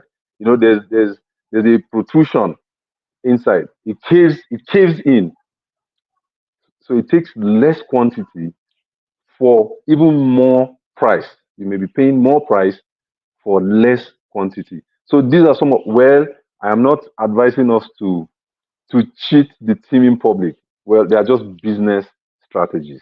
A whole lot of business strategies that is used to increase revenue, but not at the expense of demand. So when you having set your budget goals, you also need to estimate revenue and expenses. It is where all these technicalities come. They want to estimate revenue and say, we're making so amount and we are spending so amount. A person who offers services, whether production, whether manufacturing, whatever it is, needs to, at every point in time, sit down to analyze estimates of revenue vis-a-vis expenses. Now, you need to cut costs, but not at the expense of your product. Panadol is a product that had changed into, I think my time is almost up, so I need to be fast now. Panadol, one time Panadol was Panadol Actifast, Panadol Extra, Panadol. I mean, they had a variant of Panadol. It was just Panadol, then Panadol Extra, Panadol Actifast, Panadol morning and night. Different Panadol, just to tamper with the mindset of the person who consumes the same product. And they had this motto: if you know be Panadol, it no fit be like Panadol. It's a conglomerate of people who sit down to work on consumers' mindset. If you have a business that is solving needs, how do you work on their mindset. Now, working on the mindset will help you increase revenue, to also help you reduce expenses. If you want to, if you know all the cost cutting corners, you need to monitor revenue and expenditure. I mean, you need to monitor and adjust wherever there are inputs, wherever you need to make adjustments. You need to make adjustments as the case may be. Um, so we have a lot of budgeting tools. Tools that you could just buy in case you're not vast, in budgeting and analysis. Tools like Excel, QuickBooks, Peachtree. We have like other accounting softwares that may help you in budgeting processes. You need to also monitor your cash flow management. How money is. I have seen business enterprises where I would be looking at the books of accounts or bank statements, and I will say, "Ah, Oga, you spend money for, you will see food for fuel for madam, food for dog, security man." The owner of the business now hears his problem on the business. Always remember that your business is an entity on its own. You who runs the company, you are an entity on your own. The law recognizes both parties as separate entities, but collaborating to make ends meet. So you don't start running a company and then you're drawing from the pocket. Many companies have died, have run dead because of this kind of instances. The guy will send money to the village, he will send money to this person, he will send. Put yourself on salary. When you put yourself on salary, the payroll caters for you. Yes, we know you're working for the company. So people would always call me, someone will call and say, I want to send money to somebody who is sick in the village. Oh, how do I do it? And I don't have money, but the company has money. Then I say, but sir, are you not on salary? Yes, I'm on salary. If you were originally working for a business entity, would you just go deep into the pockets of that entity to meet personal needs? So do not, you need to separate personal needs from corporate needs. You need to manage, that is basically cash flow management. You need to manage your cash flow importantly. If you don't manage cash flow, the company will run into liquidity crisis and inability to meet obligations. Already know that there are so many other competitors around. So if you're unable to meet obligations, some other companies will just come and topple you out of the business. You need to know the techniques to increase your cash flow. Loans are there. Well, but loans basically are not advisable. But if you have better business opportunities, like the person who took fertilizer, it is a loan, but not a cash loan. Somebody had supplied him fertilizer. It's a product loan. Eventually, he's going to sell and then remit whatever it is at the exact cost. So you need to understand how to manage your cash flow. Another way to improve your cash flow is to invoice promptly. Most business owners, one man business, they don't invoice. You will see someone's bank statement. In fact, we handle such a case this evening. Someone's bank statement to the tune of 158 million, no invoicing. You're looking at the bank statement. If you call the man, Oga, this 1.2 million, what did you spend it? To what use was it put? It tells you, I Bazan Tunaba, I can't remember. A whole lot happens like that. If you're transferring monies, that is why you need to have the right hands, the right tools to work with. As soon as you incur expenditure, let it be properly documented. We're going to come to all this, all those books that you need for proper entries. We call them books of original entry. They are books that will save you when the law comes calling.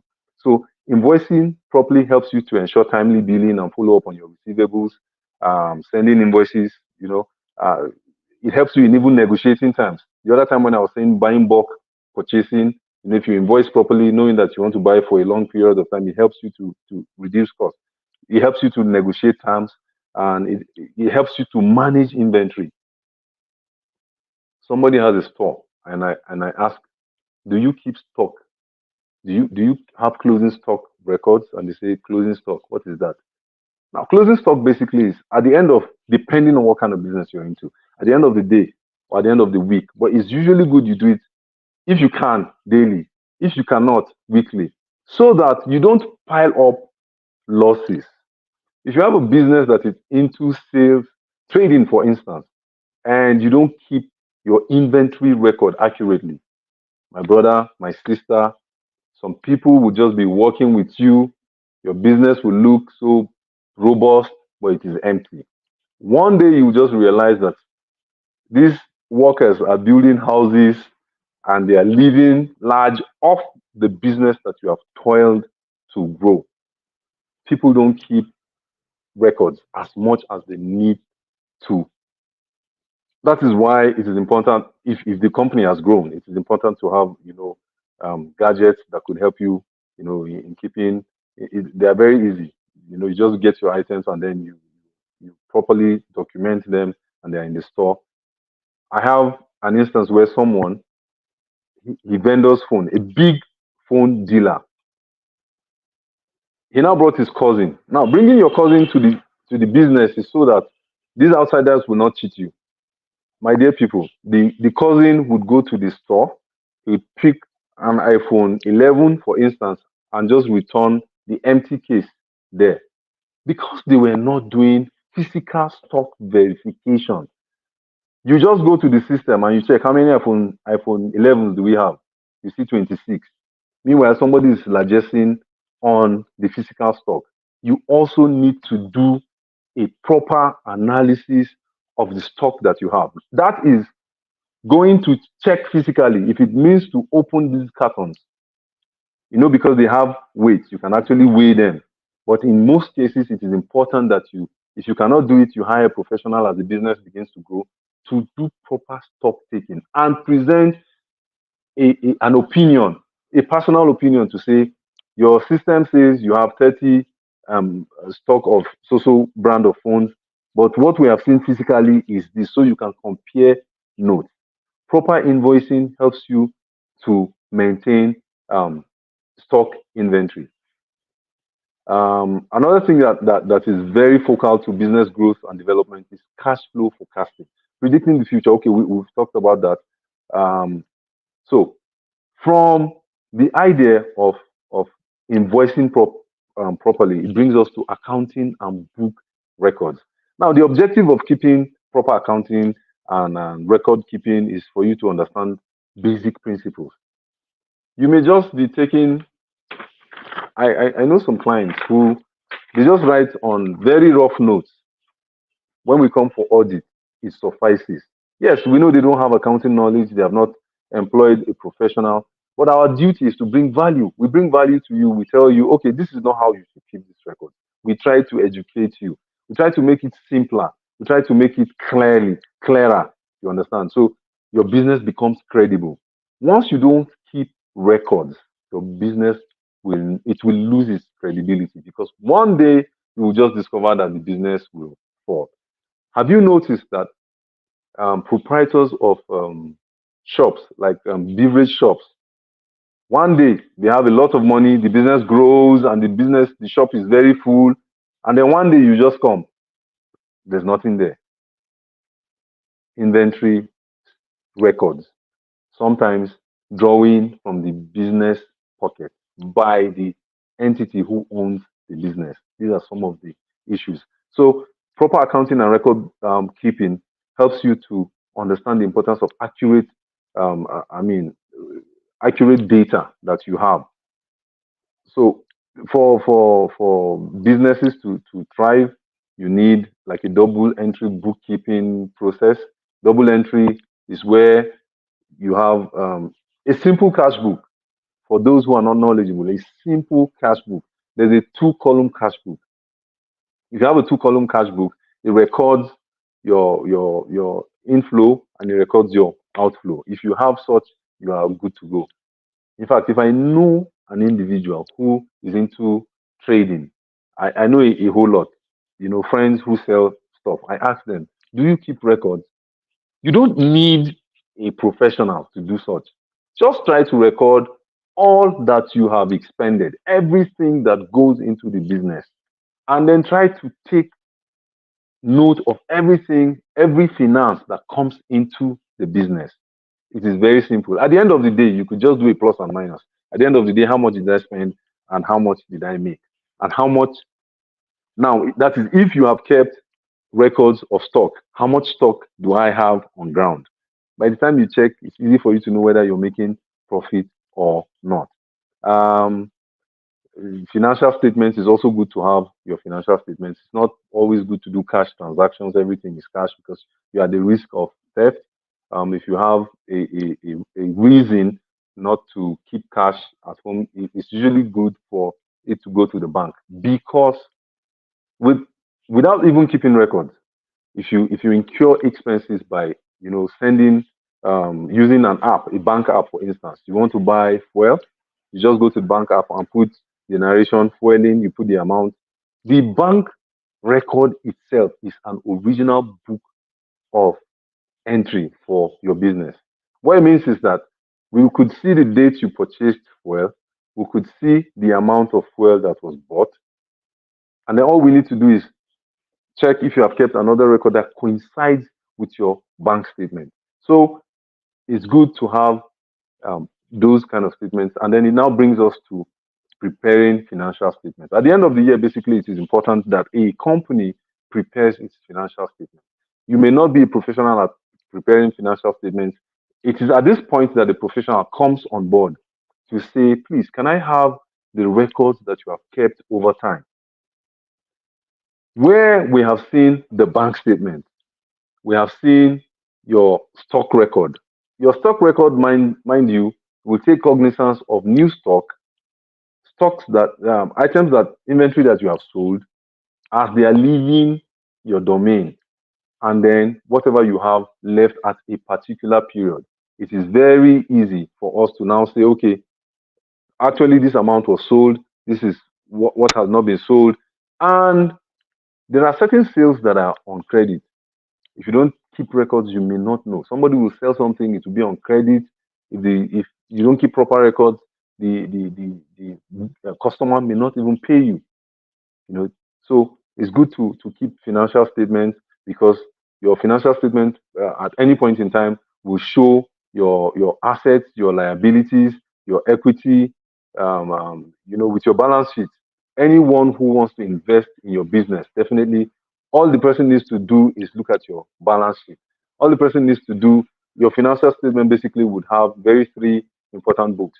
That is your income statement, your cash flow statement. We talked about cash flow earlier, and then your statement of financial position. There, you will know whether this company that is posting huge profit, it is actually possible to post huge profit and the company is indebted.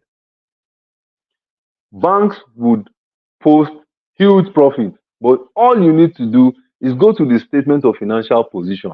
There, you will go and see that this bank or this entity is owing loans to the tune of maybe three times or four times the value of loans, I mean, of the profit that they have posted.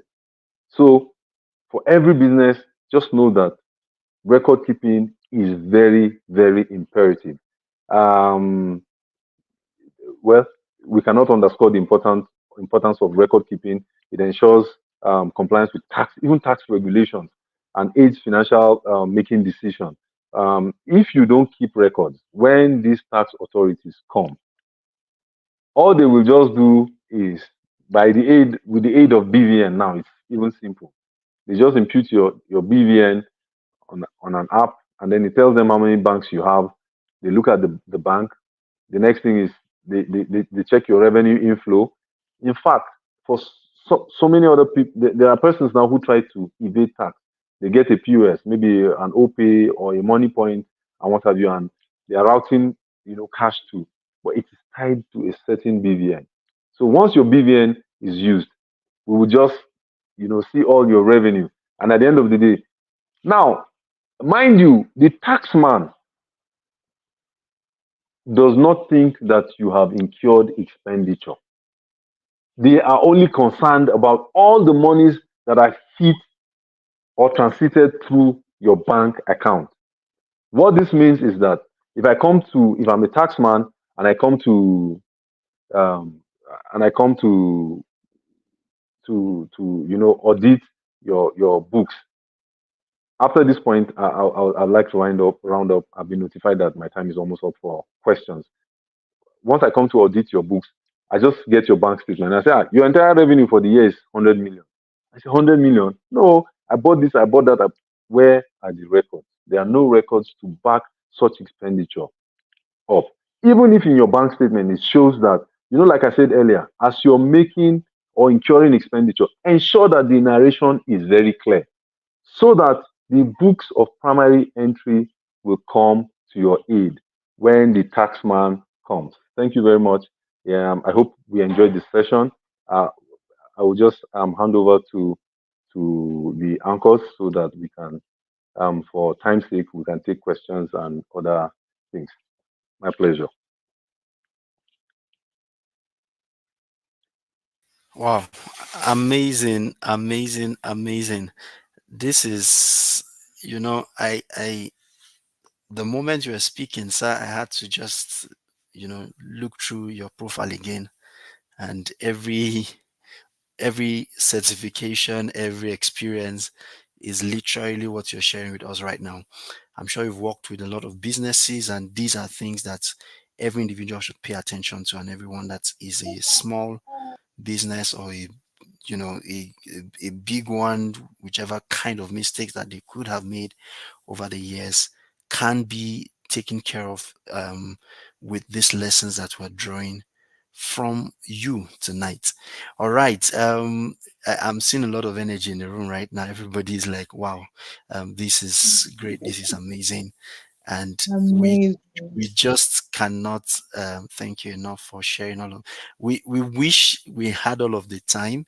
Probably would have just extended into the night so that everybody just goes on. But of course, there are also regulations to how virtual meetings should go. All right. Tomorrow we can't wait to have another amazing time with you. I'd like to ask us all to just send in our questions so that my co-host here would be able to take them. If you have questions for either Coach Ideni or Mr. Yinka Salami, just quickly put that together. We'll take just a few of them because of our time tonight, and I will take care of the rest for tomorrow. Fuki, are there few insight that you think stood out for you during the session? Could you share? A lot. There are quite a lot of things that, I had learned during the session. Quite Okay. insightful. Every business owner should listen to this session over and over and over again. Yeah. It's a beautiful and wonderful time that we spent with you, learning about budgeting, learning about cash flow, outflow, inflow of cash. Most importantly, record keeping. I know that a lot of individuals, especially small and growing businesses, are not very intentional with keeping records for their businesses. If you want your business to grow and you desire that your business moves from point A to B, you need to be intentional with keeping your records. Thank you so much, sir. This has been very insightful. You have so much to say. I desire that we give you a lot of time tomorrow so that we can glean from your wisdom. Thank you very much. As we wait for the questions, I think I should just read a few of the things that stood out for me that I had taken note of. Um, Basically, one of what I wrote down here is you need to assess your financial situation when you're creating a budget. Don't say, "Oh, I have a project for 10 million," whereas you probably have less than a million naira or even 500,000 around where of accessible cash that you have.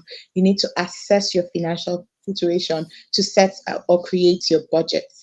I also heard him say that you need to understand your revenue, understand your expenses, set your budget goals, define what the business needs to achieve with what you have at hand, and be intentional on how to grow your cash flow. Do not just, stay at point A and feel like, oh, I think I have something running for me. You'll be shocked that, in the nearest future, you can't see so much from what you've built as as a business, so much profits that you have made over a period of time. You need to invoice promptly. I was so shocked when you said, cited an example with a business you were working with, or yeah, you said you had a client you were working with this evening or tonight or today, and they couldn't account for 158 million naira. That's so much money, not to be able to, not to have written down, or to have it to have in your books. So I'm going to take the first question that has come in now.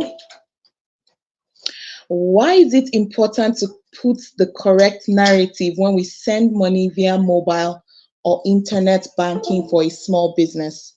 The question is, Mr. Olayinka, why is it important for us to put correct narratives when we send money via mobile?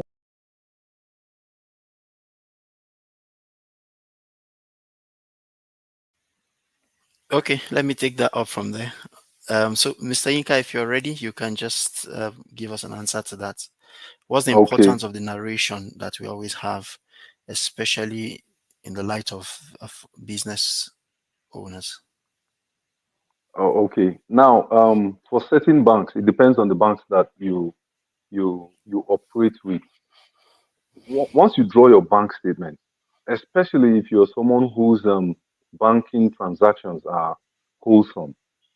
Personally, sometimes I just get a notification. For instance, I get 5,000 naira, and I'm wondering, maybe a delayed notification, Yeah, and then I'm seeing 5,000.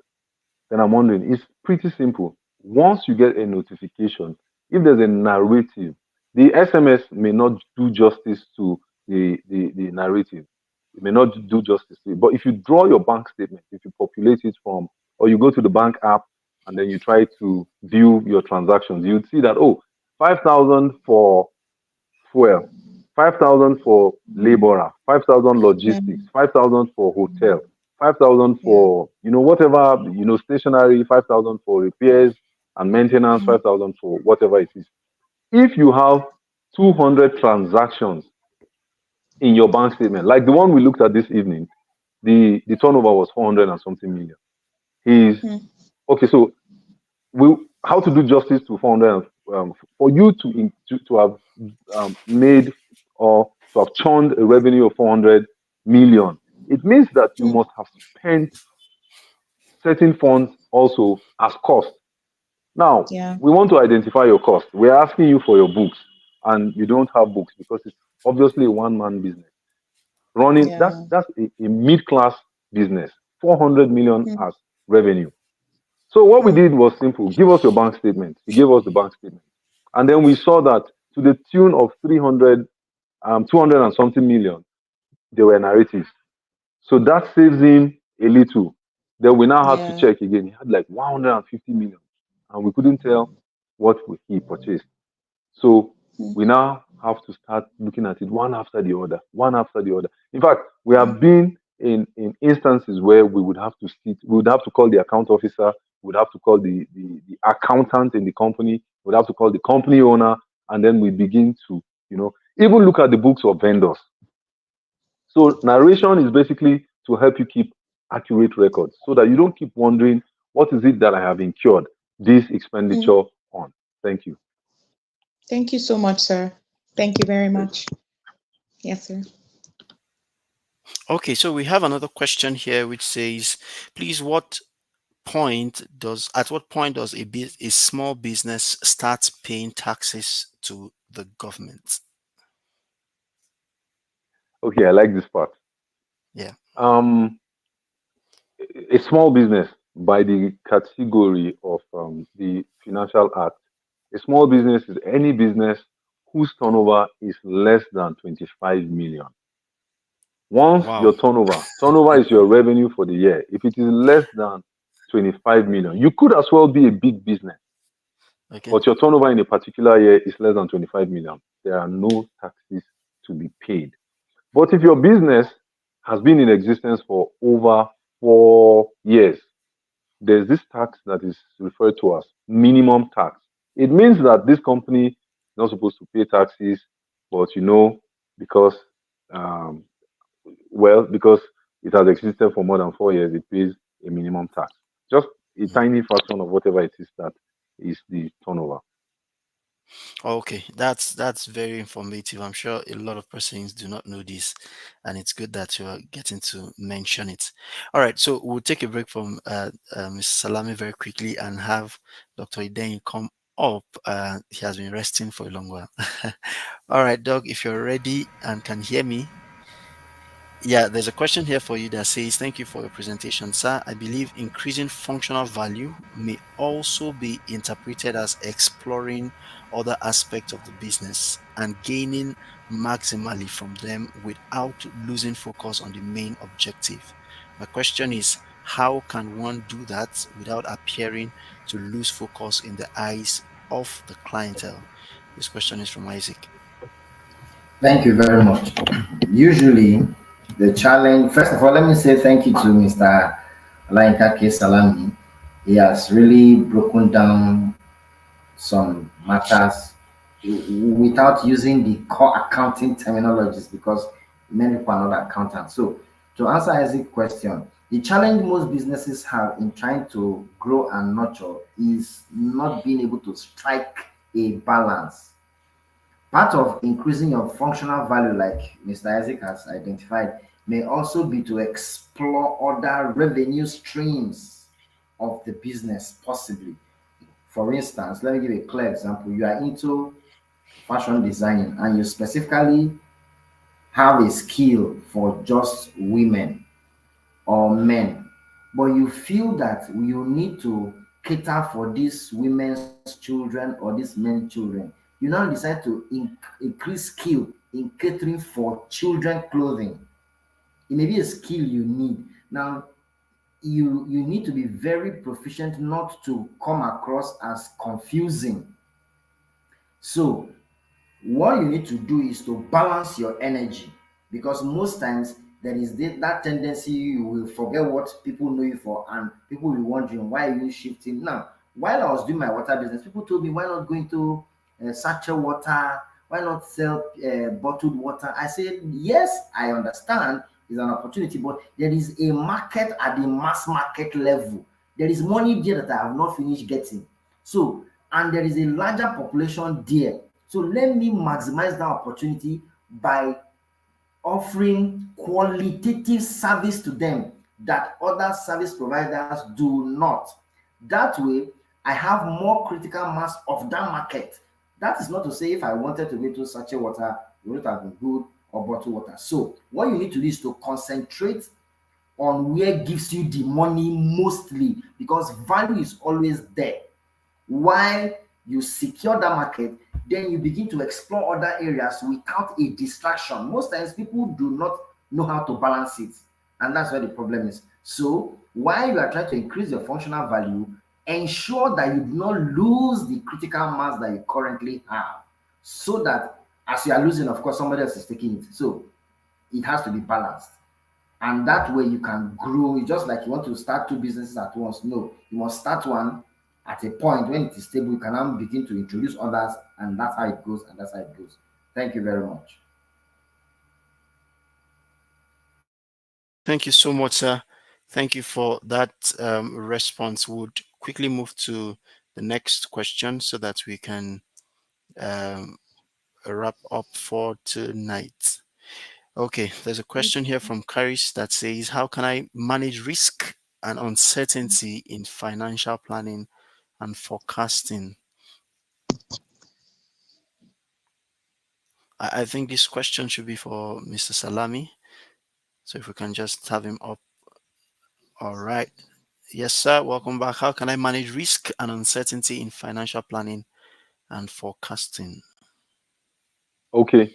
Um, it depends on the industry where you have found yourself, and managing risk basically would involve a systematic approach, to identifying, assessing, and mitigating, identify, assess to mitigate, and then monitor potential risks that could impact on an organization.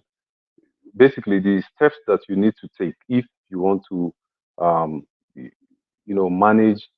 Did she say identify? Hello, I need to see the question again. Manage. She Okay, said manage. manage. Okay, Yes. firstly, you need to identify the risk. Once you identify the risk, then you conduct a risk assessment. Once you are conducting a risk assessment, it tells you if this potential risk is the level of harm that the risk could do to the business. Then you need to categorize the risk. Now, categorizing the risk will help you financially. It will also help you your operations. It will help you strategically, reposition and understand the nature of the risk. So you must identify the risk, then by conducting a risk assessment and by categorizing this risk. Once you have categorized these risks, it helps you to know that okay, this is at the point at which we don't want to operate. This is at the point that we want to operate. It's also important to evaluate and prioritize these risks by assessing the impact.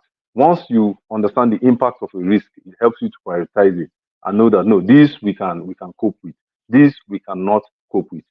For instance, in the growing economic backlog, I mean economic issues we're having in Nigeria, for instance, there's this cash crunch everywhere. Things are very expensive. Companies are looking into increasing salaries. This is a classic example. I have a company who a construction company that has engineers. It has construction company basically will have engineers, architects, surveyors, and what have you. These are professionals.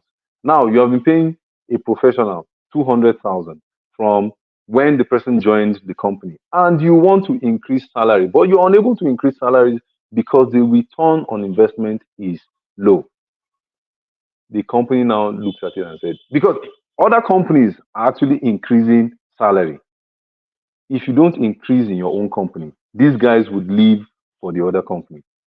The company now said, okay, we would look at it this way. You're supposed to render payee. Your salary is 200,000, and you're supposed to render payee to State Board of Internal Revenue. Your payee, that is payee is pay as you earn. Your payee is, let's say, 30,000 of the 200,000. So your net pay will now be 170. And the company says, okay, we will bear part of the burden of your payee at 15,000. So instead of increasing your salary, because the pay as you earn means that the more salary you earn, the more payee that you would render to Board of Internal Revenue. So instead of paying or taking home 170,000, you take home 185,000. The company bears 15,000 naira. So that's basically analyzing the risk and then resolving um, um, um, the risk so that this person now enjoys more salaries because the company is bearing the burden of the E. Then they don't have to move to another company. Then there are risk mitigation. That's you already know that this risk would occur. You now just try to mitigate it. That is by trying to reduce the risk level. Basically, after having identified the risk, having evaluated it, then you're able to mitigate such risk. To guard, you avoid, eliminate activities that will result to the risk, the eventuality, actually occurring, or you reduce it if you're unable to avoid it, and also you can transfer risk. It is if you're into buying products, you know, from Lagos and you have not been doing insurance, is risky. So you transfer risk by just insuring your goods. So having evaluated, having analyzed, having identified the risk, it is easy to mitigate or reduce such risk, and then implement risk control. Once you know a risk that is a potential risk that can occur, you can train employees whose duty it is. An employee who doesn't know how to use fire extinguisher, you must not employ somebody from the Federal Fire Service. Your employees should know how to use the fire extinguisher. So in case of a fire incident, you will avoid or mitigate the risk. And then you can establish policies. For instance, once you close from the office, you don't leave anything on. You already understand that there's a risk of fire.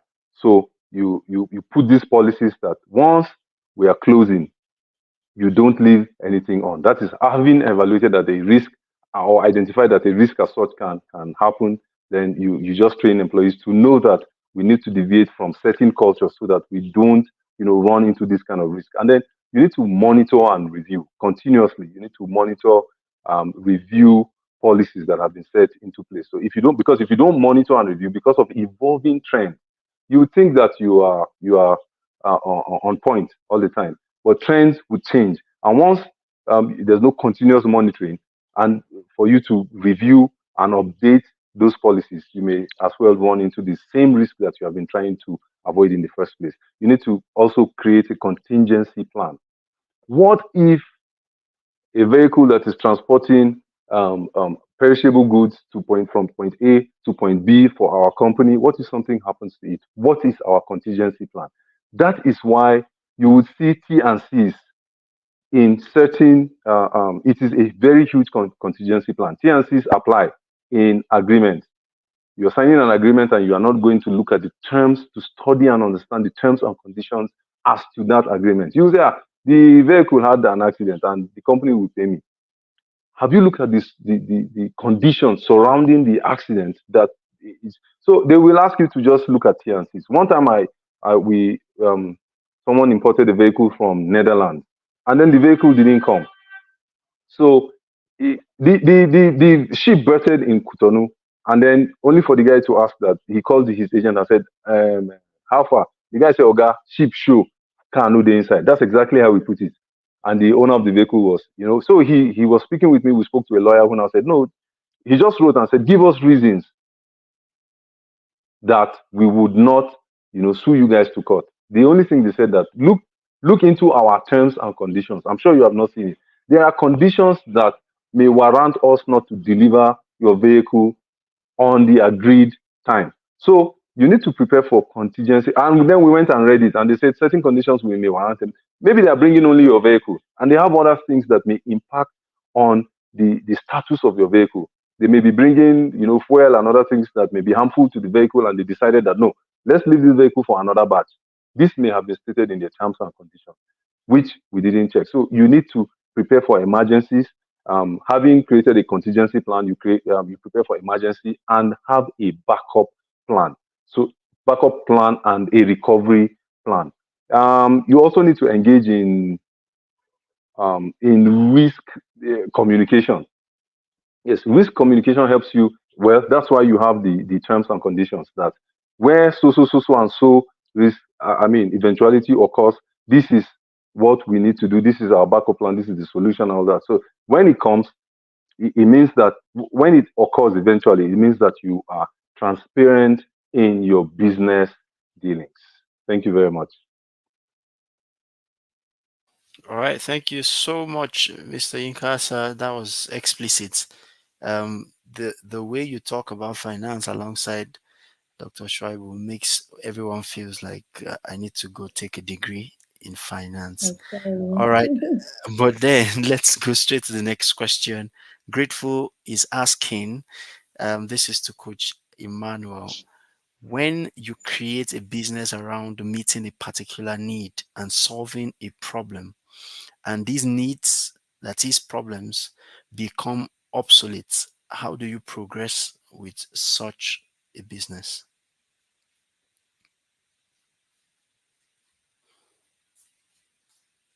Can you hear me?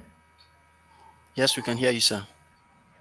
Okay, the question is when you create, let me put the question up again. When you create a business around meeting particular need and solving problems, and these needs or problem become obsolete, how do you progress? The first question is how were you able to identify that first problem?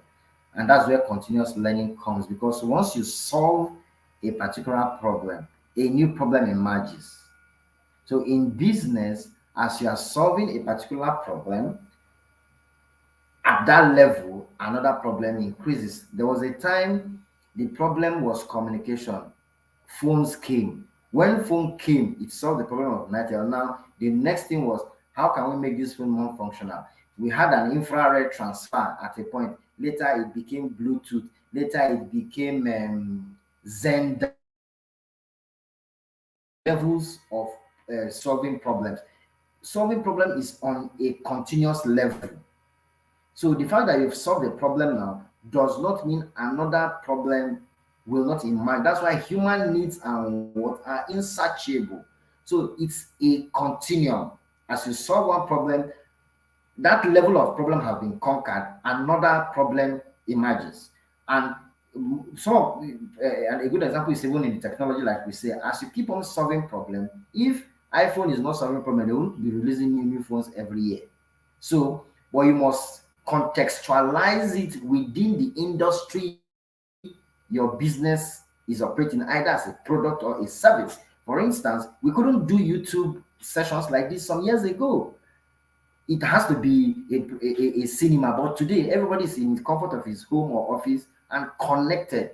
We have solved the problem. That is why if you check most of the services provided on the social media, they are always improving, adding more features to what they currently have, because we want to make it more easier for people. That means it is a continuum.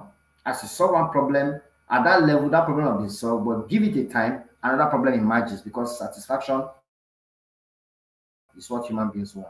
Thank you very much.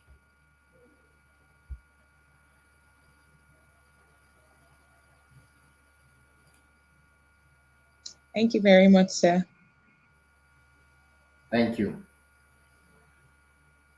Okay, moving on. The next question is, I think, addressing what you just finished speaking about, Coach Danny. It says, what if your business is not big enough yet to employ? Okay, no, this is now for Mr. Olayinka Salami. What if your business is not big enough yet to employ the services of accounting professionals? That's a new startup business. What do you do? The question again is, what if your business is not big enough yet to employ the services of accounting professionals and it's a new startup? What do you do in that situation? Thank you very much. Eventually, every business, whether small or big, would require a professional. But in the meantime, it was why we stated that you need to keep records. The records you keep may not be exactly professionally kept, but if you have just a two-column cash book, or if you have a general expense book and a revenue book, just for you to record every expenditure. Just ensure that you do yourself this good to record every expenditure. And then you do yourself another good to record every inflow, both both cash inflow and bank transfers. Once you do that, you are good. Those books would always suffice on the day of reckoning. Thank you. You called it the day of reckoning. Thank you very much, sir. We have another question from Mr. Panmoon. He's saying, what financial policy is there to be adopted in factoring of tax elements in contract sum proposition? Yeah. Okay. Now, if I understand his question properly, factoring tax elements in contract sum proposition. Um, for there are categories of taxes for specific contract jobs. For instance, if you're into construction and a job is being awarded, let's say the contract value is 1 million naira, withholding tax would apply, value added tax would apply, and then there are statutory rates for these taxes. Now, withholding tax is not a tax per se, but it's an advance payment for a tax that would be incurred in the future. So, government would say, for this 1 million, we would not pay you the entire 1 million. We would take 5% for the taxes that you would incur in the future. Now, the tax that withholding tax suffices for is company income tax, CIT for short. There's also a provision for value-added tax, which is 7.05%. If you're doing a job, if you're executing a job for a non-government job, you would have to include 7.5% because the person, the contractee, would be paid that amount. You will now render it to the government. But if it's a government job you're executing, government would automatically deduct 5%, 7.5, that is 5% withholding tax for the company income tax. So it will offset company income tax in the future. And then 7.5%, which is value added tax that they ought to have paid to you originally, they would now remit it to the Federal Inland Revenue Service. And then there are other taxes that may also apply, like education tax. Education tax is 2%. No, now it's now 3% of whatever it is. Now, all these is subject to if ideally it should be subject to if your revenue is not up to 25%. But because at the point at which the job is being doled out to the company, there's a statutory obligation for the government to make this deduction. So if they make the deduction, for instance, they take 5% of 1 million, which is 50,000, and then it's in government coffers, it will always be there, irrespective of the fact that you have not utilized it because your revenue was not up to 25 million in a particular year. The year your revenue hits 25 million and above, whatever has been deducted at source would be there to suffice for you to clear whatever taxes that you have. Thank you.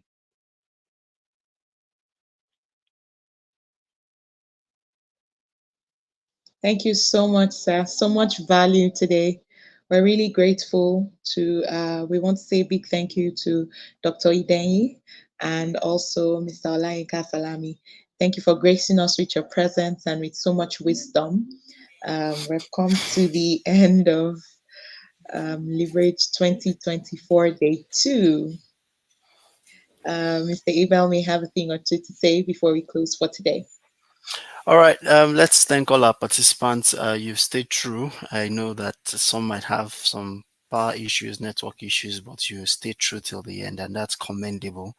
Just to let us know, we'll continue tomorrow, 5 p.m. right here. If you streamed on Facebook, return back here. If you are on YouTube, return back here. And of course, don't forget to like, follow, share, and also subscribe to all of our platforms. We'll be grateful to see you return every now and then. Good news is Dr. Kola will be speaking tomorrow. So just get ready for another dose of value, value, value. And also, our speakers are still very much on ground to come around and share with us largely. All right. So please, as you return to your rest tonight, let's all get set for another blow tomorrow. But as we always do, take tonight out to, you know, take a bullet point of action point that you will definitely be taking as an individual for your business and all that you're doing. It's been amazing. Thank you so much for joining, and we will see you tomorrow, all things being Thank you equal, very 5 much. p.m. right here. Thank you for joining in, and have a wonderful night, See you Tris. Good tomorrow. night, Fuki. Yep. Good See night. you tomorrow. Mhm. Yeah. Thank you.